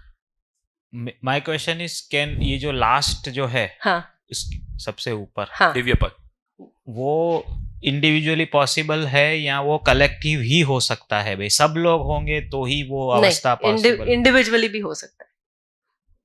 उसको Individually और भी हो एक तरीके सकता से मैं कहता हूं, जो चीज यहां पे होनी वो यहां पे ही होगी, जो चीज यहां पे होनी वो यहां पे ही होगी। Perfect, correct. व्यक्ति में समृद्धि नहीं हो सकती। सही आप बात। अपनी आवश्यकता को पहचान के उसको कर सकते हो, पर ये तो परिवार में ही होगी। करेक्ट। व्यक्ति में अभय जो है वो समाज में ही होगा, व्यक्ति में नहीं होगा। जब हम प्रकृति में सहअस्तित्व कर रहे हैं तो चारों अवस्था के ही साथ ही होगा, है ना। एक व्यक्ति उसको समझ के अपना आचरण ठीक कर सकता है, पर वो अगर पूरा हो जाता है, मान लो 800 करोड़ में से एक व्यक्ति का आचरण ठीक हो गया, तो इसमें से ये 3 लक्ष्य पूरे हुए क्या? नहीं, पर वो पर्सन, हाँ, वो दिव्य पद पर पहुंच सकता है। हाँ, वो पहुंच सकता है दिव्य पद। जीवन में वो हो सकता है, वो दिव्य पद पे पहुंच सकता है। हाँ, उसका काम क्या है फिर? उसका प्रमाण है, मतलब दिव्य पद में पहुंचा है, इसका प्रमाण तब आएगा जब सभी उस तरीके से जीने लगे, सार्वभौम व्यवस्था की स्थापना हो जाए। तो ये व्यक्ति क्या करेगा? हाँ, ये जो व्यक्ति है उसका क्या हुआ? उसका जो विकास होना था एक व्यक्ति के रूप में वो पूरा हो गया। अब उसका क्या काम है? तो ये परंपरा कैसे बन जाए, इस अर्थ में उसका पूरा तन मन धन का नियोजन हमेशा वो करता रहेगा। इसमें 2 बात आएगी, आप जो बोल रहे हैं ना, इसमें फिर वो जो परंपरा वाली बात आ जाती है कि मोक्ष ही अंतिम लक्ष्य। हाँ, तो उसमें फिर क्या है, जैसे ये दिक्कत क्या है, ये ऐसा नहीं कह रहा है ना, ये बहुत अंतर है इन दोनों में। यहाँ पे परंपरा की बात हो रही है। मोक्ष का अर्थ है कि हम लोगों को सबसे मुक्ति हो जानी। जैसे एक सामान्य सा उदाहरण देता हूँ। हाँ, तो इसकी ये जरूरी है, क्योंकि कहीं ना हम मिक्स कर देते हैं बहुत सारी चीजों को। तो जैसे हमने सुना है, जैसे जो भी बूढ़े होते हैं एक समय के बाद बोलते हैं हमको तो है मोक्ष चाहिए, मतलब तुम सबसे मुक्ति चाहिए, यानी संबंधों से मुक्ति चाहिए, यानी संबंध बोझ है, उतना ही हुआ ना। यहाँ पे बोल रहे संबंध जो है एक व्यवस्था है। अभी हम संबंध की बात करेंगे। संबंध किस अर्थ में है? तो पूर्णता के अर्थ में संबंधित है, तो वो बोझ नहीं है, उसमें जी सकते हैं। तो यहाँ पे जो आदमी जिसको हम कह रहे हैं, जिसके अंदर ये सारी समझ होती है, वो क्या करेगा? उसका एक ही लक्ष्य है कि मानव लक्ष्य पूरा हो जाए। तो व्यवस्था के लिए काम करेगा या वो छोड़ देगा कि अब जो होना हो, मरना तो मरो। वही डिफरेंस है। ट्रेडिशनल सेंस में हाँ, मोक्ष इज हाँ, वेरी इंडिविजुअलिस्टिक। वे हाँ, मेरा मोक्ष हो गया, ये व्यक्तिवाद की ओर ले जाता है। हाँ, ये कह रहा है कि मोक्ष ट्रू सेंस में कब तभी होगा? है जब परंपरा सब होगा तब, जब परंपरा है। हाँ इसी को कहते हैं व्यक्तिवाद। हाँ, तो वो नहीं है एक्चुअली। ये पाने से अब मेरे में ताकत है कि मैं सभी के लिए काम कर पाऊं, ऐसी शिक्षा कैसे हो, उसके लिए मैं अपने को लगाता हूँ। जैसे उदाहरण के रूप में मैं ऐसा देखती हूँ कि जैसे समझो ये नागराज जी है, उनको समझ में आ गया ये सब कैसा है, तो उन्होंने क्या किया, पूरी जिंदगी इस समझ को समाज में स्थापित करने के लिए अपने को, अपने परिवार को, सभी को लगाए, सभी लोग उसमें लगे हुए। तो ये हाँ, फाइनल सार्वभौम व्यवस्था यही है, अखंड समाज बन जाए, सार्वभौम व्यवस्था बन जाए, इस अर्थ में अपने को लगाए रखना, ये इसका प्रमाण है, यही इसका काम है, या इसका जो मतलब प्रयोजन है। ये जो चक्र है, भ्रमित ज्ञान अवस्था से जीव और देव से मानव, उस पे जरा थोड़ा बात करना है। ठीक, बेसिकली क्योंकि अभी इसमें ऐसा है कि जीव अवस्था का जो जीवन है वो मानव शरीर को चला सकता है, ये कह रहे हैं। जीव अवस्था और भ्रमित अवस्था में जो चक्रीयता है, वैसे ही भ्रमित ज्ञान अवस्था का जीवन जीव अवस्था को भी चला सकता है, अगर उसका ऐसा निष्कर्ष है कि गाय जैसे जीने से मैं ज्यादा सुखी हो जाऊंगा। ठीक, तो ये चक्रीयता इसमें बनी हुई।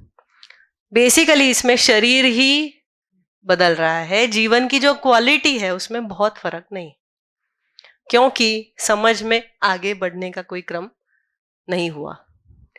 फिर है मानव और देव मानव। मानव अर्थात जिसकी समझ पूरी हो गई, अब मानव परिवार में प्रमाणित करता है, मेरे परिवार में मैं ठीक से अपने आप को निर्वाह करता हूँ, न्याय को, ठीक से व्यवहार को, न्याय के पर बात हम लोग करेंगे तब और स्पष्ट हो जाएगा अभी इसके बाद। तो बेसिकली न्याय को मैंने प्रमाणित किया संबंधों में, परिवार में जीने। देव मानव जो है वो धर्म को प्रमाणित करने के अर्थ में, अर्थात व्यवस्था को, व्यवस्था के अर्थ में जीने के लिए ये करता है। अभी इसमें समझ में कोई भेद नहीं है, आचरण में भेद है। इसमें जो चक्रीयता है वो इसी अर्थ में है कि जब परिवार की आवश्यकता है उसको पूरा करने के अर्थ में मानव, समाज की आवश्यकता को पूरा करने के अर्थ में देव मानव हो सकता है। ठीक, और फिर दिव्य पद है जो फिर सार्वभौम व्यवस्था के अर्थ में ही अपने आचरण को सत्य के आधार पे, जो हमने न्याय, धर्म और सत्य 3 दृष्टि देखी थी, तो ये मानव जो है न्याय प्रधान दृष्टि से जीता है, देव मानव जो है वो धर्म प्रधान दृष्टि से जीता है, और ये है ये सत्य दृष्टि से जीता है। ये इनमें भेद है तीनों में। हाँ हाँ हाँ हाँ, ठीक। बेसिकली समझ क्या बीज रूप में मानव में पूरा हो गया, अब उसका जो है जीने में न्याय और धर्म और सत्य के रूप में जीना, प्रमाणित करने के प्रमाणित करने वेरिएशंस है कि परिवार में प्रमाणित हो रहा है, समाज में हो रहा है, पूरी व्यवस्था में, पूरी व्यवस्था के अर्थ तो में उस प्रधानता में जो अंतर है वो यही है। ऐसा है। ठीक ठीक, तो ये इतना रखते हैं, इसको थोड़ा सा जोड़ते हुए और फिर आगे बढ़ते हैं। ये ठीक है, अभी ठीक है सभी के लिए, आगे बढ़े? ठीक है। तो हमने ये एक चक्र देखा था, मानव मतलब ज्ञान अवस्था की इकाई, प्राण अवस्था, पदार्थ अवस्था और जीव अवस्था में एक चक्रीयता है, और इसमें पूरकता है, परस्पर पूरकता, जिसमें मानव का पूरक होना अभिशेष है। ठीक है, बाकी तीनों अवस्थाएं एक दूसरे को पूरक है अर्थात एक दूसरे के लिए उपयोगी है, मानव नहीं। अभी जब हम मानव की बात करते हैं तो मानव एक व्यक्ति के रूप में है, उसी के साथ वो एक परिवार के रूप में भी रहता है, एक समाज के रूप में भी है, और जो मानवकृत व्यवस्था है उस अर्थ में भी जीता है। ठीक ठीक। तो परिवार एक व्यक्ति के लिए कुछ करता है कि नहीं करता है? अभी भी करता है, पर उस रिटर्न में व्यक्ति परिवार के लिए क्या करता है वहां पे अभी प्रश्न चिन्ह लगा हुआ है। एक व्यक्ति परिवार समृद्ध होने के अर्थ में क्या करेगा या अपने आप को पुष्ट करेगा? अभी यह दिखता है कि व्यक्ति अपने आप को, अपने पद को, अपनी प्रतिष्ठा को पुष्ट करने के अर्थ में ज्यादा लगा है। जितनी पूरकता परिवार कर रहा है, जितनी पूरकता समाज कर रहा है, जितनी पूरकता व्यवस्था कर रहा है, उस अर्थ में मानव का जो इंटरैक्शन है सभी जगह पे, परिवार और समाज सभी में प्रश्न चिन्ह है। बेसिकली ये जो पूरा चक्र है इसमें सब जगह पे चक्र में पूरकता पे प्रश्न चिन्ह है, कौन किस पे पूरक होगा। इसकी पूरकता पूरी करना ये मानव के साथ संबंध है। मानव का मानव के साथ संबंध जो है वो ये जो एक दूसरे की पूरकता है, परिवार की मानव के लिए, व्यक्ति के लिए, व्यक्ति की परिवार के लिए, परिवार की समाज के लिए, समाज की परिवार के लिए, व्यक्ति और समाज के लिए जो इंटरैक्शन है और व्यवस्था, मानवकृत जो व्यवस्था है, इसमें इंटरैक्शन पूरा हो जाए, अर्थात इसमें पूरकता बनी रहे एक दूसरे के बीच में। अब ये पूरकता किस अर्थ में होगी तो अब बात हो सकती है इन पूर्णताओं के आधार पे। ठीक, पूर्णता के अर्थ में। ठीक, तो अभी हम लोग परिवार और समाज व्यवस्था पे बात करेंगे। तो अभी अस्तित्व दर्शन ज्ञान वाला जो मुद्दा हमने शुरू किया था, अभी हम उसको पूरा करते हैं और आगे बढ़ते हैं। आज जो मानवीयता पूर्ण आचरण अर्थात मानव का आचरण, उसके ज्ञान के बारे में अभी बात करेंगे। मानवकृत व्यवस्था, हाँ मतलब जैसे देखो, मानवकृत व्यवस्था में जैसे एक गांव है, एक शहर है, एक राज्य है, ये सब व्यवस्था है ना। किस अर्थ में? कि ये सब ठीक से बना रहे, इस अर्थ में इसको कहेंगे मानवकृत व्यवस्था।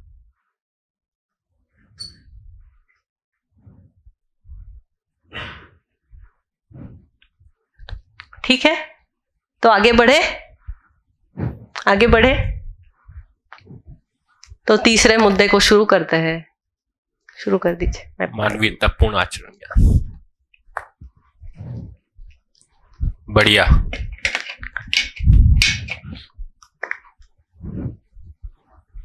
तो हमने शुरू किया था पहले दिन, हम सब लोग एक मत हुए थे कि हमको ये लक्ष्य स्वीकार हो रहा है, इस लक्ष्य की ओर ही काम करना है, यही हमारा अंतिम लक्ष्य है। उस लक्ष्य को कैसे पाएंगे? तो समझ से पाएंगे। समझने की वस्तु क्या है, ज्ञान क्या है? तो 3 भाग में ज्ञान को देखा था, एक जीवन ज्ञान, दूसरा अस्तित्व दर्शन ज्ञान, तीसरा मानवीयतापूर्ण आचरण ज्ञान। अभी तक की चर्चा में हमने एक बात की जीवन ज्ञान, उसमें हमने जीवन के रूप में बात किया। मानव को जब हम पहचानने गए तो ये समझ में आया शरीर और जीवन का संयुक्त रूप है ना। उस पर हमने चर्चा की, जीवन क्रियाओं पे भी चर्चा की। कल से हम लोग चर्चा कर रहे हैं अस्तित्व दर्शन ज्ञान पे। अस्तित्व में 2 ही वास्तविकता है, एक है व्यापक, एक है इकाई।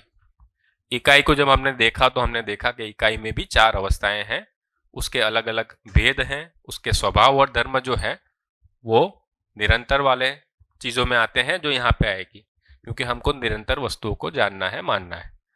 रूप गुण जो है परिवर्तनशील है, जो 4.5 क्रिया में समझ में आता है, इसीलिए उसको हमने कहा भ्रमित मानव जो यहाँ पे है।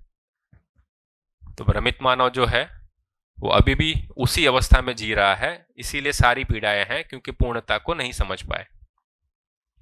इसी को दूसरी भाषा में देखते हैं तो ये जो चक्र है इसको हम कह रहे हैं विकास क्रम।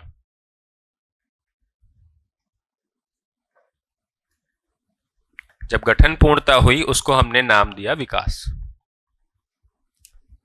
ये जो चक्र है भ्रांतिपद चक्र, इसको हम कह रहे हैं जागृति क्रम। क्रम यानी अभी भी जागृति पूरी नहीं हुई, उस क्रम में है। हम जब कहते हैं ना कहीं पे जा रहे हैं तो अभी हम पहुंच रहे हैं, पहुंचे नहीं, तो इसको हमने नाम दिया जागृति क्रम। क्रियापूर्णता या ये जो पूरा चक्र है इसको हम कह रहे हैं जागृति, और दिव्य पद यानी ये हो जाना, इसको हम कह रहे हैं जागृति पूर्णता।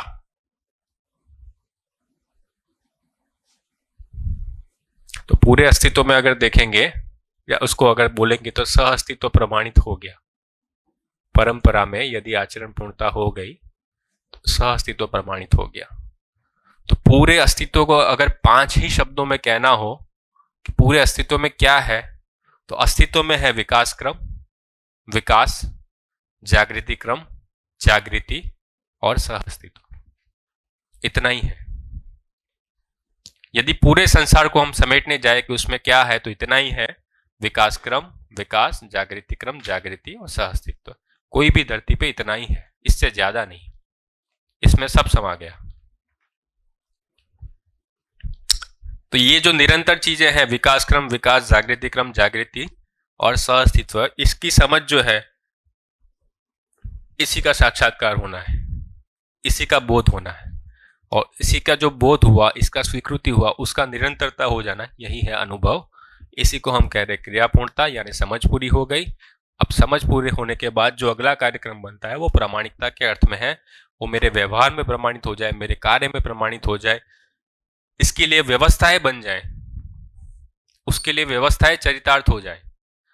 जो हम यहाँ पे मानवकृत व्यवस्था को कह रहे हैं, है ना, उसके लिए शिक्षा संस्कार ऐसा हो जाए, उसके लिए उत्पादन की व्यवस्था वैसी हो जाए, उसके लिए विनिमय की व्यवस्था वैसी हो जाए, ना, उसके लिए स्वास्थ्य की व्यवस्था वैसी हो जाए, उसके लिए न्याय की व्यवस्था वैसी हो जाए। तो ये जब हो पाएगा तब हम कहेंगे समाज में अभय हो गया और प्रकृति में सहअस्तित्व प्रमाणित हो गया। क्योंकि अगर यहाँ मानव ठीक होता है तो बाकी सब ठीक होगा, जो भी व्यवस्थाएं हैं, और प्रकृति के साथ में भी निर्वाह ठीक होगा यदि समझदार मानव होता है तो ये सारी समस्याओं का जो हल है, समाधान है, वो यहीं पे है। यदि मानव समाधानित होता है, मानव समझदार होता है, मानव यानी मैं और आप के सभी मानव, तो किसी एक व्यक्ति को मोक्ष हो जाने से बात नहीं बनेगी। यहां पे हम व्यक्ति की बात नहीं कर रहे, फिर वही स्पर्धा होगी, मैं निकल जाऊं, बाकी को मरना हो तो मरो। यहां पे वो बात नहीं हो रही, यहां पे सहअस्तित्व की बात हो रही। हम सभी साथ साथ हैं, क्योंकि अगर एक आदमी समझदार है तो उसकी जिम्मेदारी है कि बाकी सभी को समझदार बनाना, नहीं तो समझदारी का कोई प्रमाण नहीं है। यदि मैं समझदार हो जाता हूं और बाकी लोगों को समझदार होने में कोई सहायता नहीं कर रहा हूं, फिर मेरे समझदार होने का प्रमाण नहीं मिलता। तो यहां पे उस अर्थ में यदि व्यक्ति समझदार है तो प्रमाण यही है कि और लोगों को समझदार होने में सहायता होती है, तभी सहअस्तित्व प्रमाणित होता है। नहीं तो सहअस्तित्ववाद नहीं है, फिर वो व्यक्तिवाद है। हाँ, मोक्ष वाली बात तो बिल्कुल गलत हो गई, क्योंकि सभी लोग मोक्ष की बात करेंगे तो कोई दूसरे के लिए करेगा क्या? हाँ, वो तो वैसा ही छोड़ के जाएगा, वैसा ही छोड़ के जाएगा। और अगर परिवार बाधा ही है, मैं दूसरी रूप से उसको देख रहा हूं, यदि परिवार बाधा है, हम उस पर ही आ रहे हैं अभी परिवार पे, कि परिवार व्यवस्था के रूप में है और परंपरा के रूप में है। यदि परंपरा ही नहीं बनेगी तो अगले मानव जो शरीर है वो आएंगे ही नहीं। नहीं मतलब मैं क्या बोल रहा हूँ, हाँ। अभी तो मोक्ष का प्रचार हो रहा है। एक मानव दूसरे मानव को मोक्ष के बारे में बता रहा है। हाँ। और ये तो गलत चीज हुई ना। तो फिर प्रकृति के लिए और जो सहअस्तित्व की हम बात कर रहे हैं तो उसके लिए तो कुछ होगा ही जो नहीं। भी व्यक्ति मोक्ष के लिए भी काम करता है वो खाता है या पीता है या नहीं लेता है? हाँ। मैं सिंपल सा सवाल पूछता हूं, जो व्यक्ति मोक्ष के लिए काम कर रहा है उसका जन्म भी किसी माता के गर्भ में ही हुआ है, किसी परिवार में हुआ है, या ऊपर से आ गया? आता तो कहीं यहीं से है। वो भी व्यक्ति खाएगा, पिएगा, कहीं रहेगा, कुछ पहनेगा। अब यही है कि वो जब जो हो रहा है वो कहीं व्यवस्था से हो रहा है। ये व्यवस्था कैसे ठीक हो, उसके लिए हमने क्या किया, या हम इस व्यवस्था से छूटना चाहते हैं क्योंकि हम उसको झेल नहीं पा रहे हैं। मानव का मौलिक रूप में आप सभी बातों को छोड़ दो, एक सामान्य रूप से ये सोचो, यदि मैं ये सब व्यक्ति या ये सब व्यवस्था किसी ने मेरे लिए नहीं की होती, है ना, कोई खाना नहीं दे रहा है, कोई कपड़ा नहीं दे रहा है, कहीं ऐसी भवन नहीं है, मान लो वो कुछ भी उत्पादन नहीं कर रहा, कुछ भी नहीं कर रहा, तो कोई तो कर रहा है ना उसके लिए, तभी तो वो मिल रहा है। तो ये सब व्यवस्था चाहिए। यदि चाहिए और फिर भी हम उसको नकार रहे हैं तो कहीं ना कहीं हमें द्वंद्व बना हुआ है। तो अल्टीमेटली कोई भी मानव है उसको ये सभी चाहिए, उसको प्राण अवस्था भी है, जीव अवस्था है, पदार्थ अवस्था, ये सभी का इंटरेक्शन चाहिए। इन सभी से हमको आता है। अब ये बनी रहे उसके लिए काम करेंगे या इसको छोड़ के चले जाएंगे, क्या लगता है? हम तो ये चाहते हैं ये धरती बनी रहे, मानव परंपरा बनी रहे। मानव परंपरा जिस अर्थ में है उस अर्थ में बनी रहे। किस अर्थ में है? तो मानव परंपरा इस अर्थ में है कि मानव परंपरा बाकी तीनों अवस्थाओं के साथ अपनी पूरकता को पहचाने, ताकि तीनों अवस्थाएं भी बनी रहे, प्रकृति में सहअस्तित्व प्रमाणित हो। मानव का मानव के साथ में जो संबंध है उसको मानव पहचाने और उसको ठीक से जी पाए, ताकि परिवार एक बाधा के रूप में ना हो, परिवार एक उत्सव की स्थली हो, जहां पे जाने से मानव को पीड़ा ना हो, वहां जाने का मानव को गर्व हो, है ना। खुशहाली की जगह है परिवार, और मानव परिवार से भाग रहा है। तो वो बना कैसे रहे, उसको और बेहतर कैसे बना सकते हैं, वो समझ से हो सकता है। समाज जो है वो मानव की पूरकता के अर्थ में है, समाज जो है बोझ नहीं, है ना। तो ये सारी चीजें हमने अभी तक जो अर्थ में है उसके कुछ अलग अर्थ में समझा है, इसीलिए अभी तक वो हो नहीं पा रहा है। यदि उसकी सही सही पहचान होती है तो हम सही सही रूप में उसको ले पाएंगे। सर ये बात सही है कि समझदार इंसान अगर है तो उसका प्रमाण अगर मिले दूसरों को समझदार बना के, लेकिन उसी संदर्भ में, एंड इसका आंसर हम बाद में भी ले सकते हैं, हाँ। किसी को सूचन किस तरह से किया जाए, जैसे उसको वो रिसेप्टिव भी रहे और अपनी बात भी समझे, और फिर उसमें भी कुछ जो हम करना चाहते हैं ऐसा हो, क्योंकि बहुत ट्रिकी ये बात है। ठीक बात है। जैसे भाई ने भी बताया, तो मोक्ष का हमारा डेफिनेशन ही गलत है अभी तक का, जो ट्रेडिशनल सेंस में जो है। ये जो कह रहे हैं ये मोक्ष अलग ही टाइप का बात है, हमारा definition is wrong. Now to convince somebody कि भाई मोक्ष का actual definition should be this, not what you are thinking, तो वो किस तरह से करना चाहिए, राइट अप्रोच। सर मैं ऐड करना चाहूँगा, सब लोग पूर्ण की ओर जाना चाहते हैं। हाँ। और सपोज कोई बंदा दारू पी रहा है, मैं उसको दारू नहीं पिएगा, वो तो ऐसा समझते हो तुम तो पागल हो, तुम तो जिंदगी जीना ही नहीं आता है, तो उसको कैसे समझाया जाए?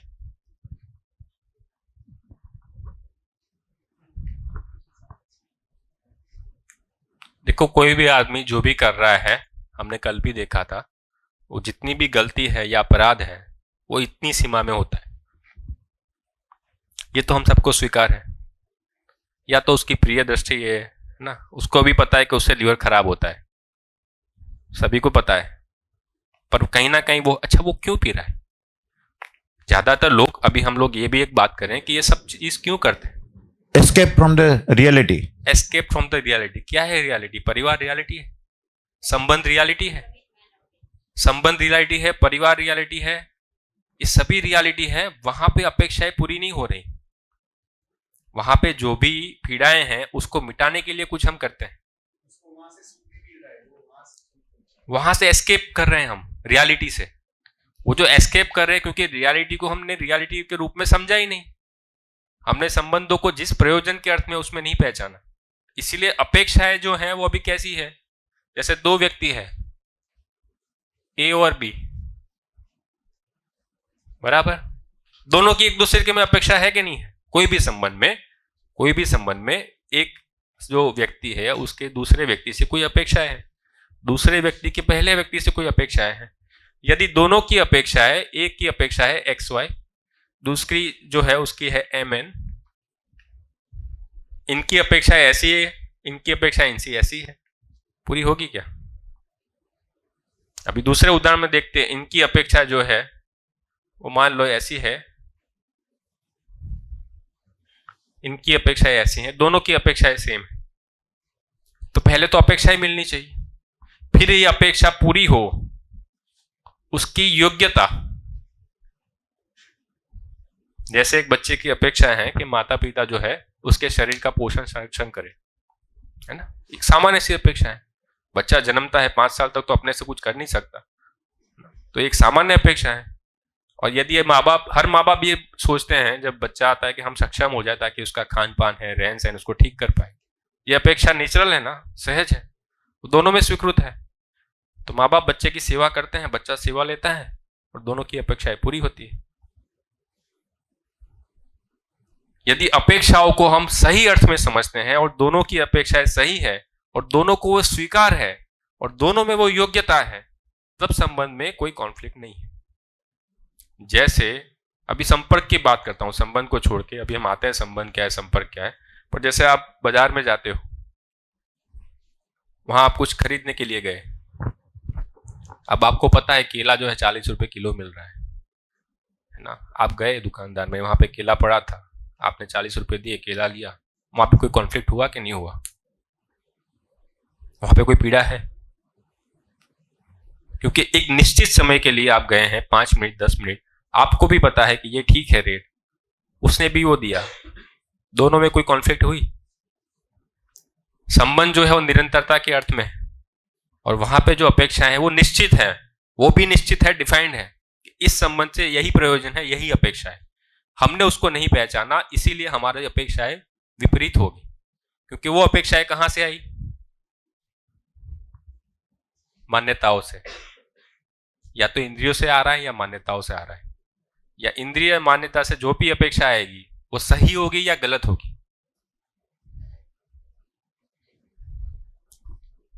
लिमिटेड है। मान्यता सही भी हो सकती है, गलत भी हो सकती है। जैसे बड़ों का आदर करना चाहिए, एक मान्यता है। अब जो भी बच्चा है इसको सुनता है, एक समय तक करता है, वो देखता है कि जो मेरे पापा है वो दादाजी का सम्मान नहीं कर रहे हैं, तो उस बात को नहीं मानेगा। मान लो घर में कर भी रहे हैं पर उसका प्रावधान कहीं शिक्षा में नहीं है, तो भी वो नहीं मानेगा। तो ये सारी बातें जिसको हम कह रहे हैं, अभी तक मानव जाति की जो अपेक्षा है, संबंध को ही नहीं समझा ठीक से, संबंध किस प्रयोजन में है उसको भी नहीं पहचाना, संबंधों में जो अपेक्षा है उसको भी ठीक ठीक तरह से नहीं पहचान पाने के कारण आज जो संबंध है उसमें अपेक्षाएं मनमानी के रूप में है। मुझे जो ठीक लगता है वही मेरी अपेक्षा है, अगर वो पूरी नहीं हो रही तो मैं झगड़ा करूंगा। अगर मैं आपसे संबंध तभी रखूंगा मेरी अपेक्षाएं पूरी कर रहे हैं, नहीं तो कोई संबंध नहीं।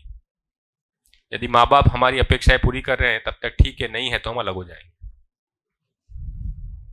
सारे संबंधों में इतनी ही पीड़ा है। इसीलिए पूरे परिवार का एक रूप होने के लिए अपेक्षाएं निश्चित होना आवश्यक है, अनिवार्य है। यदि अपेक्षाएं निश्चित होती है तभी तो मैं आपसे व्यवहार कर सकता हूं।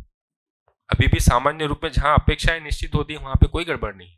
जैसे लीगल, आप लिखा पढ़ी करते हैं और उसमें एकदम डिस्क्राइब होता है, उसमें नहीं होता है तो भी क्या करना है, वहां पे कोई कॉन्फ्लिक्ट नहीं। तो यहां पे भी डेफिनेट है, संबंध भी डेफिनेट है, इतने ही संबंध है, उससे ज्यादा कोई नहीं। उसमें प्रयोजन भी स्पष्ट है, यही पर्पस है उस संबंध का। यदि ये समझ में आता है तब जाके दो लोगों में व्यवहार ठीक से हो पाएगा, जिसको हम कह रहे हैं न्याय। तो परिवार में न्याय होता है, कोर्ट में नहीं होता। कोर्ट में जजमेंट होता है। न्याय को अभी तक हम ठीक से नहीं समझ पाए, न्याय क्या है। सारे संबंधों में अगर न्याय हो पाता है तो संबंध ठीक से चल पाएंगे, यदि न्याय स्थापित नहीं होगा तो संबंध ठीक से नहीं चल पाएंगे। दूसरा, जो व्यक्ति को समझाने की बात है, आप जो कह रहे हो, है ना, हमको ये तो समझ में आता है। आप ही ने सुबह शेयरिंग किया था कि जो भी व्यक्ति कुछ कर रहा है वो कोई ना कोई दृष्टि से कर रहा है, मुझे ये तो समझ में आ रहा है। अब उसको समझाने के लिए एक ही विधि है, या तो आप उसको जोर जबरदस्ती करके बोल दो कि यही है, तुमको यही करना है, भय से या प्रलोभन से या आस्था से कर दो। परंपरा में ऐसा ही होता था, वो लंबा नहीं चलेगा। यदि वो समझदारी से स्वनियंत्रित होगा तभी वो उसमें वो स्थिरता आ पाएगी, हमेशा के लिए बना रहेगा, वो वापस नहीं होगा। यहां से वापस नहीं है, संक्रमण जिसको हम कह रहे हैं। एक तो ये यहां पे पहुंचना है। अब हो कैसे, तो उसके लिए सामान्य ये है कि जैसे बच्चा एक उम्र तक माँ बाप का सुनता है, जैसे ही स्कूल में जाता है उसको लगता है माँ बाप जो है वो ज्यादा नहीं पता, उनको टीचर को ज्यादा पता है, उसको ज्ञानी मानता है।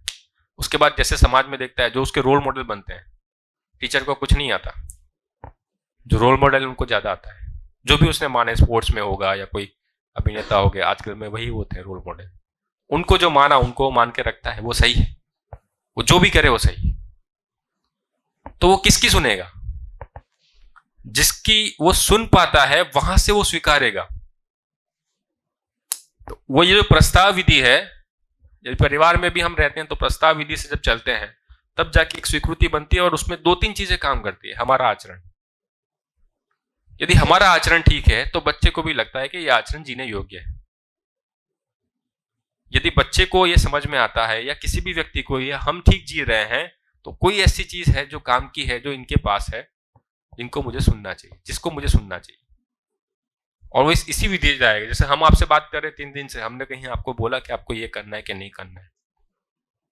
सिंपल सा एक प्रस्ताव है, सभी मानव के लिए है, आपके लिए है, मेरे लिए, सभी मानव के लिए। और हम संवाद पूर्वक यहां तक पहुंच गए कि ये लक्ष्य है, हम सभी का लक्ष्य है। जब आप घर से आए थे तो ये लक्ष्य लेके तो आए नहीं थे ना, पर यहां पे आके सभी को लगा कि यही लक्ष्य है सभी का। सभी आयु के लोग बैठे हैं, सबको लगता है यही लक्ष्य, अल्टीमेटली तो यही पहुंचना है। अभी तक हमने जो भी सोचा था ये मोक्ष, अभी भी स्पष्ट हो गया कि यही है, अल्टीमेटली करना तो इतना ही है। तो ये एक रूपता कहां से हुई? हमने डायलॉग किया, उसमें हमने जो प्रस्ताव था उसको जांचने के आधार भी बनाए कि ये सार्वभौमिक सभी के लिए ऐसा है क्या, ये सभी समय पे ऐसा ही रहेगा क्या, ये समझ सकते हैं क्या, और ये जीने योग्य है क्या। तो ये चीजें जो निरंतर रहने वाली चीजें हैं ये सभी को स्वीकार होगी। उसको करने के जो तरीके हैं, है ना, वो सब में अलग अलग हो सकते हैं। जैसे मैं किसी की रिस्पेक्ट करता हूं, उसको व्यक्त करने का तरीका अलग हो सकता है। मैं हाथ जोड़ सकता हूं, पैर पड़ सकता हूं, कुछ सभ्यताओं में वो लेट के भी करते हैं, तो वो अलग अलग है। अल्टीमेटली कन्वे क्या करना है, हम किस मूल्य को निर्वाह कर रहे हैं, वो जो निरंतर रहने वाला मूल्य है वो यहां पे हम पहचान रहे हैं। तो ये यदि किसी व्यक्ति को स्वीकार होगा, जब भी स्वीकार होगा, अब मुद्दा ये भी है उसको कब स्वीकार होगा, तब तक हम लोग क्या करें, तब तक हम लोग समझने का काम करें। यदि हम समझदार हो जाते हैं, यदि समझदार व्यक्ति हुआ तो उसका प्रमाण यही कि वो समझदार बने। और उसके लिए हम में क्या चेंज हो, तो हम हमारा जो स्वभाव है हम जांचें हमारे अंदर क्या हो रहा है, हम क्या न्याय कर पा रहे हैं, हमारा दूसरा न्याय में जी पाए उसके लिए हम में कोई स्वभाव में बदलाव आ रहा है। यदि ये आता है तो हम दूसरों को भी मदद कर पाएंगे, सहायक हो पाएंगे। यदि हमारे अंदर ही उतनी सहायता करने की वृत्ति नहीं है या स्वभाव नहीं पैदा हुआ तो हम किसी को सहायता कैसे कर पाएंगे। तो समझदार होना ये मेरी आवश्यकता है, सभी की आवश्यकता है। उसमें मैं जिस भी स्थिति में हूं उसमें मैं कैसे सहायक हो जाऊं अपने लिए, सभी के लिए, ये एक ही मार्ग है। और अगला व्यक्ति जो भी स्वीकारेगा उसमें 3 ही स्टेप है जो हमने देखा था, अध्ययन, वातावरण, संस्कार। परिवार में ऐसा वातावरण है तो वो जल्दी समझेगा, परिवार में ऐसी अध्ययन की वस्तु उपलब्ध है तो और ज्यादा समझेगा, क्योंकि उसके संस्कार को जो बदलने के लिए 2 परिबल जिसको हम बोल रहे हैं ना, 2 फैक्टर्स, वो अध्ययन और वातावरण ही है, उसी से बदलाव होगा। तो यदि समाज में भी ऐसी अध्ययन की वस्तु, ऐसा वातावरण जो विद्यालयों से बनता है, स्कूल से बनता है, ये उपलब्ध है और समाज में ऐसी व्यवस्था उपलब्ध है, तो उसमें जो बच्चा आएगा उसका परिमार्जन कैसे होगा, आप लोग ही कल्पना करिए। जो सही है, गलत जो हो रहा है उसकी तरफ ध्यान जाने से, जो सही है उसको पहचानने से गलत अपने आप छट जाता है, प्रयास नहीं करना पड़ता। जो अभी सुबह में सुनील भाई ने भी शेयरिंग किया कि हमने कुछ परिवार में अलग से प्रयास नहीं किया, पति पत्नी में भी जिस तरह से जिसको हम कहीं प्रयास नहीं किया, जो सही को पहचानते गए, कब हम में वो चीजें परिवर्तित हो गई हमको नहीं पता चला। तो कुल मिला के बच्चों में, बड़ों में, सभी में एक चीज है, जो सही है उसको पहचानना, निरंतर जो चीजें हैं उसको पहचानना, संबंध को निरंतरता के अर्थ में, प्रयोजन के अर्थ में पहचानना, तभी हम में कोई गुणात्मक परिवर्तन, परिमार्जन होके हम यहाँ पहुंच सकते हैं। नहीं तो अभी तो हम यहाँ जी रहे हैं।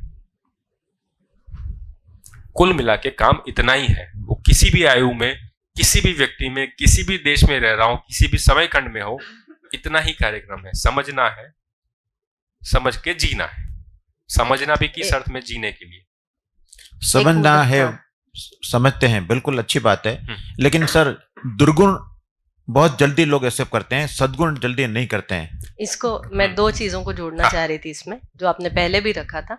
एक तो यह है, अभी तक हम लोगों ने भाषा में ना करो ना करो, ये भाषा सबसे ज्यादा इस्तेमाल करते हैं। ऐसे करना है, ऐसा नहीं करना है। यहाँ पे जो भाषा व्यक्त हो रही है वो करो ना करो की भाषा नहीं है। भाषा क्या है? ये प्रस्ताव है, इसको समझो, ये करना आवश्यक है, ये करना अनावश्यक है ना। तो जो कम्युनिकेशन है, अभी तक हमने करो ना करो पे ही बात की, उसका जो आधार है उस पे बात नहीं की। तो पहला मुद्दा है किसी को ये बताना कि आप क्या करो ना करो, उससे अच्छा है उसको ये बताना कि क्या सही है क्या गलत है, फिर वो खुद ही निर्णय करता है कि मैं सही की ओर कैसे बढ़ूं।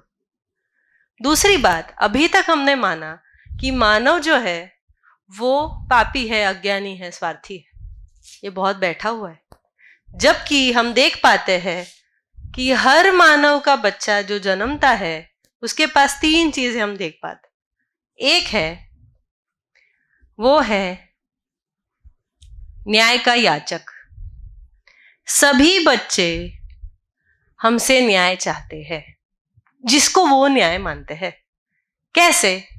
अगर हमारे पास 2 बच्चे हैं और हमारे पास 1 बिस्कुट है, दोनों को 1-1 बिस्कुट चाहिए। हम देखते हैं, छोटी सी चीज है, छोटा सा उदाहरण है। सभी बच्चे न्याय चाहते हैं, हमको क्या करना है, वो जो उसमें चाहत है वो न्याय प्रदायी हो जाए, अर्थात वो न्याय कर पाए, वहां तक वो पहुंच पाए। उसमें ये है ही पहले से, उसमें ये अपेक्षा तो है ही कि बड़े उससे न्याय करें, हम वो कर पाए और वो वहां तक पहुंच पाए, ये यात्रा है। दूसरी चीज, वो सही कार्य व्यवहार करना चाहता है।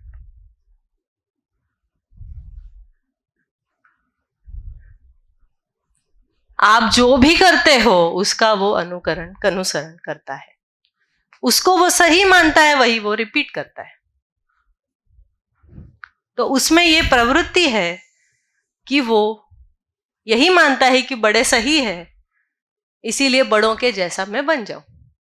अब हम लोग अगर सही है तो वो सही तक पहुंचेगा, हम लोग अगर गलत है तो वो वहीं पहुंचेगा जहां हम लोग हैं।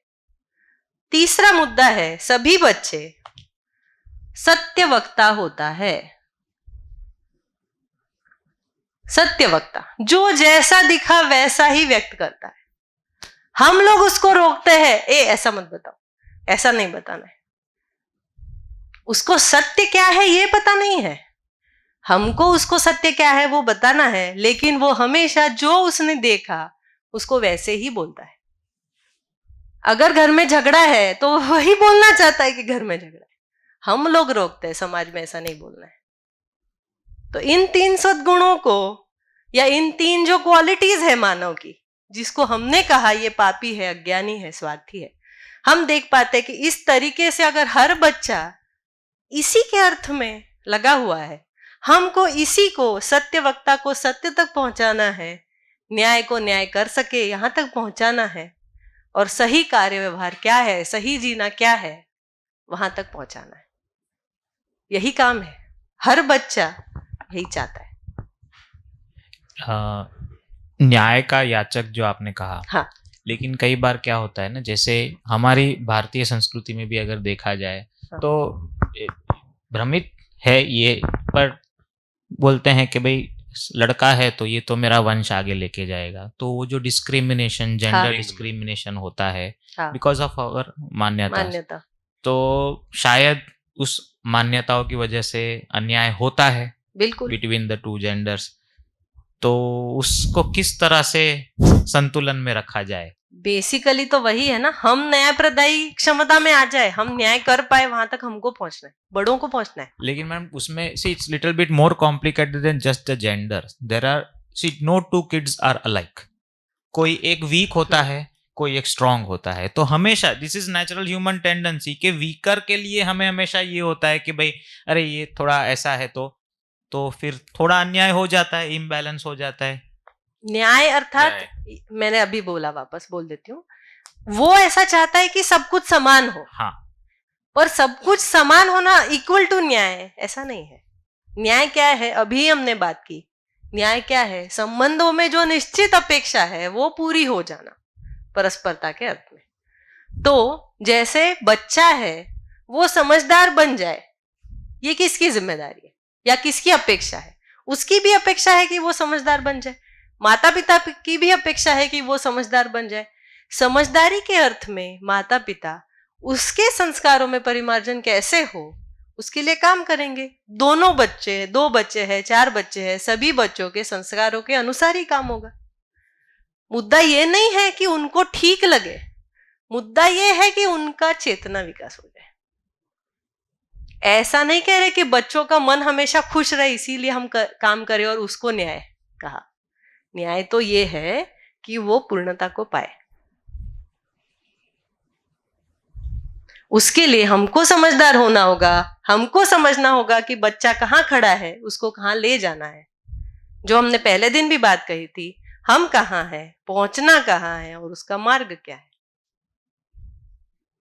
और ये जो लास्ट पॉइंट है सत्यवक्ता, हाँ, तो ये तो थोड़ा प्रैक्टिकल कितना है वो देखना पड़ेगा, क्योंकि देखो घर में कई सारी बातें होती हैं जो हम बच्चों को बोलना ही पड़ता है कि भाई। हाँ, तो हमको ये कहना है कि सत्यवक्ता अर्थात उसमें वो क्वालिटी है, हम ये पहचान रहे कि बच्चे में क्वालिटी है। हाँ। हमको कहाँ पहुंचाना है, ये जो सत्य है जो हमने अभी देखा, पूरा अस्तित्व जो है सहअस्तित्व है ना, सभी संबंध जो है वो पूरकता के अर्थ में, हमको वहां तक उसको पहुंचाना है कि सत्य क्या है। हम में कमी है उसको स्वीकारते हुए, क्योंकि अभी हम सब लोग पूरे नहीं हैं, तो हम में कमी है इसको स्वीकारते हुए क्या हम अपने सही मूल्यांकन को रख सकते हैं बच्चे के सामने। ठीक है, मैंने जो किया वो गलत है। इस विधि से धीरे धीरे आगे बढ़ना होगा। देखो, सत्यवक्ता जो है, जब हम बच्चे को इस स्थिति में देखते हैं और अगर हम देखते हैं कि जागृत परंपरा है, तो क्या होगा? तो ऐसा कोई मुद्दा ही नहीं है कि उसको छुपाना है, क्योंकि हमारा जो व्यवहार है वो ठीक ही है, हम ठीक ही जी रहे। जैसे आज के उदाहरण में से आप, ये तो बहुत सामान्य रूप में हम सब अपने घर में देखते हैं, जो पैसों की कमी है, हर माँ बाप बोलता है हमने बहुत झेला है, तुम ऐसा मत करना, तुम खूब से पैसा कमाना। बच्चे को यही बोलते हैं, हम लोग तो मेहनत मजदूरी करके निकाल लिए, तुम अच्छा पढ़ो बेटा। सामान्य है ना, नहीं पढ़ोगे तो फिर हमारे जैसे जीना पड़ेगा। तो हम अपनी कमियों को बताते हैं कि नहीं बताते? आज भी हर माँ बाप यही बताता है बच्चे को, पढ़ लिख लो, नहीं तो हमारी तरह ऐसा ही काम करना पड़ेगा। पढ़े लिखे लोग भी यही बोलते हैं, हमने इतना पढ़ा है, तुम मुझसे ज्यादा और पढ़ो, है ना। तो हर माँ बाप ये चाहता है हमने जो कष्ट झेले हैं वो हमारे आने वाली पीढ़ी नहीं झेले। नहीं, मेरा तो बहुत छोटा एग्जाम्पल है सर। हाँ हाँ बिल्कुल। जैसे मेरी डॉटर है, अब कई बार कैसा होता है, like we live in a joint family, थोड़ी चीजें मदर ने या मैंने मना की हो, लेकिन ग्रैंड पेरेंट्स इंडल्ज करते हैं, करना भी चाहिए, नथिंग रॉन्ग। पर फिर हम बच्चे को तो यही बोलते हैं ना कि जैसे अगर कोई चीज मुझे गलत नहीं लगती है, मेरी वाइफ को गलत लगती है, बच्चे की वो इच्छा है, अब मुझे यार पूरा ही करो इसको, वो बोलना पड़ता है, मम्मा को मत बताना, नहीं तो मम्मा गुस्सा हो। तो वही ये एक्चुअली है ना, इसमें बड़ों का रोल ज्यादा है। हाँ, बड़ों का रोल ज्यादा है कि बड़े एक दूसरे के साथ एक सूत्रित कैसे हो, बच्चे को एक सूत्रित वातावरण मिले ताकि उसकी प्रवृत्ति में परिमार्जन हो, ना कि वो ये सीखे कि मुझे मेरा मन अगर ठीक से, मतलब मुझे उसको मिलना है तो पापा से मुझे क्या मिलेगा, मम्मी से मुझे क्या मिलेगा, दादा से मुझे क्या मिलेगा, दादी से मुझे क्या मिलेगा, वो बिल्कुल वही सीख के वही करता है फिर। तो ये हमारा सीखने का मुद्दा है कि क्या हम एक दूसरे के साथ संवाद करके क्या हम उस पे पहुंच सकते हैं। परिवार यही तो परिवार है। जैसे बच्चे को टॉफी देना है नहीं देना है, परिवार में 5 लोग हैं उससे बड़े, एक को लगता है देना चाहिए, एक को लगता है महंगी देना चाहिए, एक को लगता है नहीं देना चाहिए। अब ये 4-5 जो कॉन्फ्लिक्ट है बच्चे में जाएगा, क्योंकि जिसके साथ होगा उसके साथ वही होगा, है ना। तो अभी इसमें समस्या ये है जो 5 बड़े हैं उनमें तालमेल नहीं है। अगर ये नहीं है तो बच्चों में तो वो कंफ्यूजन जाएगा ही जाएगा, क्योंकि उसकी मान्यता जो है वो 5 जगह से आएगी। ये वाली खाना ही ठीक है बेटा ना, यहां से भी आएगी। अब 5 जो है वो भी तो यहीं पे है, इसमें एक रूपता हो सकती है क्या? क्योंकि ये जो है परिवर्तनशील है। उसी उदाहरण को ऐसे देखते हैं कि 5 को पता है कि बच्चे कुछ भी जो खाना देते हैं वो किस अर्थ में है, उसके शरीर को बनाए रखने के अर्थ में, पोषण के अर्थ में, है ना। यदि 5 में ये पहचान है सदस्यों में, और फिर पोषण के लिए क्या सही क्या गलत, उसकी पहचान हमने कर ली है रूप गुण के आधार पे कि सुबह में ये खाना ठीक है, और उसमें सबका एक मत है, तब चाहे वो किसी से भी लेगा वो वही लेगा। इसीलिए अगर बच्चे को कुछ भी सही देना है तो यहाँ पे एक रूपता होना अनिवार्य है। इसीलिए आप जो बोले ना कि मैं अकेला हो जाऊं, उससे वो नहीं हो पाएगा। कम से कम परिवार में सभी का एक मत होना, एक सूत्रित होना, समझदार होना, तभी समृद्धि हो पाएगी, तभी हम परिवार में संस्कार दे पाएंगे। उसका जो मिनिमम है वो परिवार में सभी समाधानित हो, उसकी प्रक्रिया है, एक होगा, दो होंगे, तीन होंगे, सभी होंगे। तो अभी हम जहां पे खड़े हैं वहां ऐसी स्थिति में है कि परिवार में समझदार मानव की अभी कमी है, अभी नहीं है। अभी एक हो जाए, पति पत्नी दोनों हो जाए। यदि पति पत्नी दोनों है फिर भी माता पिता से जो जाना है वो ठीक होगा। यदि परिवार पूरा वैसा है तो जो भी जाएगा परिवार से वो होगा। यदि समाज पूरा वैसा है तो उसको हर जगह से यही इनपुट आएगा। यदि पूरी मानव जाति के साथ पूरी व्यवस्थाएं भी वैसी है, चाहे शिक्षा की व्यवस्था हो, चाहे उत्पादन की व्यवस्था हो, चाहे वो विनिमय की व्यवस्था हो, जहां पे कोई लाभ वाला, जिसको हम कह रहे हैं ना, कम देना या छल कपट नहीं है, तो बच्चे में वो नहीं जाएगा। इसीलिए सभी जगह ठीक होना जरूरी। हमने पहले ही दिन बात की, चारों जगह व्यवस्था ठीक होने की जरूरत है। सिर्फ इधर होने से नहीं होगा, परिवार को भी ठीक होना। यदि व्यक्ति सभी समझदार 800 करोड़ समझदार होंगे तो परिवार अपने आप ही ठीक होंगे। यदि सभी परिवार ठीक होते हैं तो समाज अपने आप ही ठीक होगा। यदि समाज में सभी कुछ ठीक है, सभी मानव ठीक है, सभी व्यवस्था के रूप में जी पा रहे हैं, प्रकृति अपने आप ठीक हो जाएगी। तो शुरुआत हमसे है, यहां से शुरुआत होनी है। सबसे नियरेस्ट पर्सन जो है, जिसको मैं समझदार बना सकता हूं, वो मैं खुद हूं। और यदि मैं समझदार होता हूं तो लोग सही करना चाहते ही हैं, सब में सही की प्यास है। यदि किसी को दिख गया कि ये व्यक्ति ठीक जी रहा है तो लोग ठीक जिएंगे। इसलिए जिम्मेदारी मेरे समझदार होने की है, सभी के समझदार होने की। इसमें यात्रा साथ साथ है। इसमें जो समझदार हैं उनके साथ चल के मैं भी समझदार हो सकता हूं, मेरे साथ चल के और भी लोग समझदार हो सकते हैं। ये साथ साथ चलने की यात्रा है, साथ साथ जीने के लिए ही सहअस्तित्व है। यदि साथ साथ जीने की प्रेरणा हम पा सकते हैं, सही जीने की प्रेरणा हम पा सकते हैं, बच्चों को दे सकते हैं, उस अर्थ में परिवार की सफलता है। यदि विद्यालय में ऐसी शिक्षा जा रही है और परिवार में ऐसा आचरण देखने को मिल रहा है, कोई ताकत रोक नहीं सकती कि बच्चा सही जिएगा। अभी तक परंपरा में हमने देखा, जो भी चीजें होती थी परिवार में, शिक्षा उसको पुष्ट नहीं कर पाई। परिवार में कुछ कहा जा रहा है, शिक्षा कुछ अलग कह रही। इसीलिए बच्चों में संस्कार स्थापित नहीं हो पा रहा है। हम तो देख ही रहे हैं, आज से 100 साल पहले जो भी संस्कृति थी वो ढह गई, क्योंकि जो भी हमने संबंध के बारे में परिवार में जो मान लिया जाता था, बड़े भाई से आर्ग्यूमेंट नहीं करना है, हमारी सारी शिक्षा जो है तर्क पे ही टिकी है, वो वैल्यू वहां से चली गई। यदि वो वैल्यू शिक्षा में भी होती हो और किस अर्थ में करना है उसका उत्तर भी होता कि क्यों का आदर करना है, पर अभी फिर वही आ गया कि सभी का जो सही है वो अपना अपना सही है। तो मानव सही में एक है, गलती में अनेक। हम गलतियों में एक ढूंढना चाहते हैं तो वो कहां से होगा? गलत करने के 1000 तरीके हैं, अनगिनत तरीके हैं, अनेक हैं। सही करना एक ही तरीका है। यदि सही को पहचानते हैं तो सही सबका एक होगा। जैसे ये सही है, सत्य है, ये सबका एक है या अलग अलग है? क्या लगता है? मानव लक्ष्य एक है। सभी मानव सुखधर्मी है। ये जो हमने देखा पूरा चारों अवस्थाओं, इसमें किसी को लगता है एक गलत है कि जो बीज है उससे नहीं बनता, एक जैसा है ना। तो जो सही वो एक जैसा ही है। यदि हम सही को पहचानेंगे तो हमारा जीना सही की ओर होगा। यदि सही की पहचान सभी में है, जैसे हम न्याय धर्म सत्य की दृष्टि पे आधार पे जो तुलन करेंगे वो एक जैसा होगा या अलग अलग होगा? तो उसी में बात है। जो प्रिय हित लाभ है वो तो वेरिएशन में ही रहेगा, वो सबका अलग अलग होगा। हम में भी समय के साथ तो बदल जाएगा। इसीलिए निरंतर जो है वो सत्य है, उसके आधार पे जो भी हमारा चुनाव होता है, उसके आधार पे हमारा जीवन में जो भी डिसीजंस होंगे वो एक जैसे होंगे। इसलिए पहचानने की जरूरत है। जो स्थायी चीज है, जो निरंतर है, उसको पहचानने की आवश्यकता है। इतना ही है, तब तक एक नहीं हो सकते। परिवार में सबका जो, परिवार में हम क्या करते हैं, एक छत के नीचे रहते हैं, एक विचार के साथ जीते हैं क्या? विचार एक हो गया मतलब इच्छाएं एक जैसी हो गई। किस अर्थ में हो गई इच्छाएं? न्याय धर्म सत्य के अर्थ में इच्छाएं हो गई।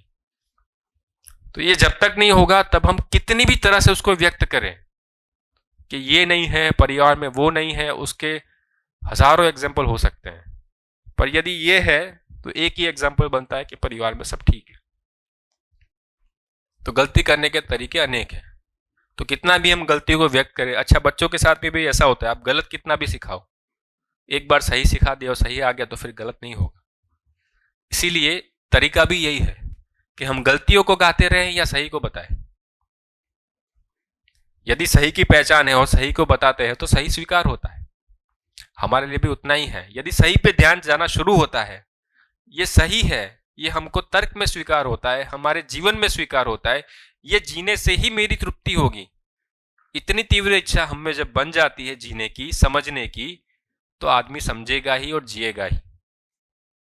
जिस दिन हमको लगा कि पैसा कमाना ठीक है, हमने उसको मान लिया, वो सही है या गलत है उसकी बात नहीं कर रहे, एक मान्यता में आया, फिर भी लोगों ने जिंदगियां लगा दी उस पर। जिस दिन समझ में आया कि इस देश को आजाद होना है और ये चित्रण बना कि आजाद होने से सारी जो समस्या है उसका समाधान हो जाएगा, तो लोगों ने अपनी जिंदगियां लगा दी उसमें। तो जो चीज सही है, जिस दिन समझ में आएगा समझदार होना सही है ना, और ये समझने से मैं समझदार होऊंगा, सभी को समझदार होना है, यही एक यात्रा है।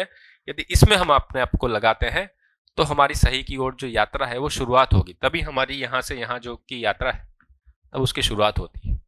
उसके लिए ये पहचानना जरूरी है कि हम में कहीं ना कहीं अधूरापन है, हम पूर्णता को पाना चाहते हैं। ये मेरा नहीं, ये सबकी बाध्यता है, क्योंकि अस्तित्व में ऐसी ही व्यवस्था है, यही गति है इस अस्तित्व में, जागृति की ओर ही गति है। ये जो राज की ओर गति जो हो रही है वो इसीलिए हो रही है क्योंकि अभी तक मैं समझदार नहीं। तो सबको एक ना एक दिन यहीं पे पहुंचना है। अगर एक ना एक दिन पहुंचना ही है तो शुरुआत आज से ही की जाए। आपने जैसे बताया ना कि वापस एक से शुरू करना पड़ेगा, तो जितना है उतना तो कर लिया जाए। तो जिस दिन ये स्वीकार होता है हमारी समझने की यात्रा शुरू हो जाती है। कुल मिला के मुद्दा इतना ही है और सबको समझना है, बच्चे बूढ़े सभी को समझना है, क्योंकि जीवन तो अमर है। शरीर मरता है, शरीर नश्वर है, जीवन अमर है, और जीवन की तो एक ही गति है, यहीं से ही जाना है। तो शरीर की है, आयु तो शरीर की है, जीवन की तो आयु नहीं है। अभी भी हम जो डिस्क्रिमिनेशन करते हैं, जैसे आपने बताया लिंग के अनुसार ना, कि भाई ये बच्चा है या बच्ची है, बेटा है बेटी है, उसको उस रूप में देखिए ना। जीवन के रूप में उनमें कोई भेद है क्या? जीवन के रूप में आप में उनमें कोई भेद है क्या? तो उसके जीवन को भी तृप्ति चाहिए, आपके जीवन को भी तृप्ति चाहिए। वो कैसे मिलेगी? उसको भी समझदार होना है, आपको भी समझदार होना है, सब यहाँ की ओर यात्रा कर। यदि ये समानता को हम देख पाते हैं तो फिर कोई भेद नहीं है। फिर जो भेद है वो शरीर में है, वो शरीर की आयु है, लिंग में जो भेद है वो भेद है। जीवन के रूप में तो हम सब समान हैं। क्या जीवन की कोई आयु होती है? जीवन की आयु कैसे होगी? निरंतर वस्तुओं की आयु कोई हो निरंतर सकती वस्तु की आयु नहीं हो सकती। पर ऐसा भाई ये ओल्ड सोल है ऐसा कुछ बोलते हैं। हाँ? ऐसा भाई this person is an old soul ऐसा बोलते हैं ना, ऐसा नहीं, कुछ? नहीं, बोलने के लिए ठीक है, पर बेसिकली शरीर यात्रा है, जीवन तो अमर है, इसीलिए जीवन की कोई उम्र नहीं है। पर उसका लेवल हो सकता है, वो गुणात्मक विकास का लेवल वो है। क्वालिटेटिव है। अच्छा, काल भी जो है ना क्रिया के साथ जुड़ा हुआ है। काल जो है, ये जो परिवर्तनशील क्रिया है, उसमें जो परिवर्तन होता है उस आधार पे हम काल को पहचानते हैं। बाकी जीवन जो है वो तो नित्य वर्तमान है, नित्य ही वर्तते रहता है। उसमें अक्षय शक्ति और अक्षय बल है जिसकी हमने बात की। तो निरंतर क्रिया उसमें हो ही रही है।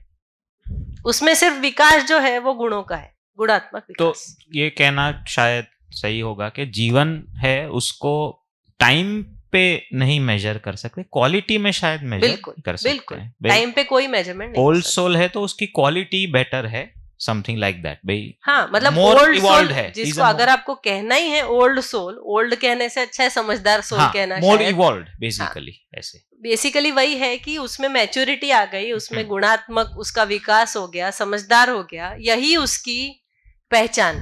वो शायद एक जन्म में हो सकती है, किसी की 10 में हो सकती है। बिल्कुल बिल्कुल। पर टाइम से ऐसा उसको लेना कुछ भी देना नहीं। नहीं है।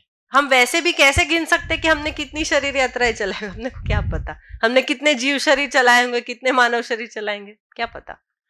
अब उसमें ऐसा ही है, एक ही मिनट में कहना चाहता हूं कि जैसे यहां से हमको दिल्ली जाना है, कोई हवाई जहाज में जाएगा, कोई जाएगा उसमें बाय रोड, कोई चल के जाएगा, है ना। तो जितना समय जिसको लगना है उतना लगना है। कम से कम ये तो पता चल जाए कि लक्ष्य जो है वो तो स्थिर हो गया, यहाँ पहुंचना है और हम कहाँ खड़े हैं और हमको कैसे जाना है। तो यदि हमको ये समझ में आता है कि हमको यहाँ पहुंचना है, हम यहाँ खड़े हैं, हम सही मूल्यांकन अपना कर पाते हैं, हम इस जगह पे खड़े हैं, ये स्वीकार होता है। जैसे आपको स्वीकार ही नहीं होगा कि हम यहाँ पे खड़े हैं, हम तो यहीं पे खड़े हैं। जिसको लगी गया कि मैं सब समझ गया, जब भी एक बच्चा रिसीविंग एंड में होता है उसको अभी समझ नहीं मिला, 15-20 साल के बाद उसको लगता है हमको समझ में आता है, बाकी किसी को नहीं आता। 40 में आते आते तो उसको लगता है सारी दुनिया बेवकूफ है, मैं ही समझदार हूं, है ना। तो अगर ये स्थिति है, यदि हमको लगता है हम यहाँ पहुंच ही गए, तो फिर वो कहाँ से होगा। तो अपना भी जो सटीक या स्व मूल्यांकन जो है वो ठीक होना जरूरी है। यदि मैं पहचान पाऊं मैं यहाँ खड़ा है, तो मुझे फिर पता चलता है इतना डिस्टेंस है, इतना डिस्टेंस कवर करने के लिए मुझे क्या क्या लगेगा, कौन से वाहन में जाऊंगा, कैसे करूंगा। ये उतना ही है, अपना स्व मूल्यांकन ठीक हो, हमारा लक्ष्य स्थिर हो जाए। अब फिर जितनी भी देर लगनी है, जितना भी समय लगेगा, उतना लगेगा, हमको पहुंचना है। जो लोग पैदल जाते हैं कहीं मंदिरों में, उनका होता है ना, जितने दिन लगे हमको जाना है, एक बार तय हो गया तो आदमी पहुंच जाता है। फर्क नहीं पड़ता जल्दी पहुंचे या ऐसा। जल्दी तो हमने माना है ना कि इतने समय में, जैसे हमने अभी जो है जल्दी हमने माना कि 3 दिन में हमको सबको ज्ञान हो जाना है। एक टाइम फ्रेम किसने सेट किया? टाइम फ्रेम जो है शरीर के साथ ही है, सभी टाइम फ्रेम अपनी शरीर। दूसरा, इस शरीर, इसमें हमने जो अपनी योग्यता है वो ऐसी मान ली कि हम तो समझ ही चुके, थोड़ा होने से हो जाएगा, तो उसमें मूल्यांकन भी अपना जो है वो ठीक नहीं हुआ। इसलिए टाइम फ्रेम होने के लिए भी कम से कम इतना तो जरूरी है कि हम अपनी योग्यता को पहचान लें, उसको पहचान ले, लक्ष्य को पहचान ले, उसमें जो समय है उसमें जो बाधाएं आएगी, जैसे हमारे पूर्व संस्कार जो है, कुछ मान्यताएं, जितनी मान्यता ज्यादा होगी उतना समय ज्यादा लगेगा। जितनी मान्यताओं को पकड़ के रखा है उसको छोड़ नहीं रहे, उतना समय ज्यादा लगेगा। जिस दिन मान्यताएं छूट गई, हमने सही जो है उसको पहचान लिया, कोई क्षण नहीं लगेगा उस चीजों को समझने में, जीने में। उतनी ही दूरी है उसमें, जो दूरी है वो इतनी है। एक्चुअली दूरी उतनी है, हमारी जितनी प्यास, हमारी जितनी तीव्रता, हमारी जितनी आवश्यकता। जितनी आवश्यकता उतना मिल जाएगा, आवश्यकता नहीं है नहीं मिलेगा, इसमें कोई शॉर्टकट नहीं है। आप कुछ कहें? नहीं, मेरे दूसरों को भी प्रश्न हो वो पूछ सकते हैं, ऐसा नहीं लगे हम दोनों ही अज्ञानी है बाकी सब ज्ञानी है। नहीं, उसमें ऐसा है कि सभी के प्रश्न हैं, पूछ आप ही लोग रहे हैं। और वो पूछने से एक चीज ये भी हो रही है कि बहुत सारे प्रश्न किसी के होते हैं, पर जब आप पूछ रहे हो तो बहुत सारी चीजों पे ध्यान चला जाता है। इसीलिए प्रश्न तो सभी को पूछने हैं, इसमें कोई संकोच नहीं करना है। जितने पूछेंगे उतनी चीजें खुलेंगी, और सभी के लिए है। बढ़िया, तो ब्रेक कर लेते हैं। 11:10 हो गई है, आराम से चाय पी के 11:30 को आगे परिवार पे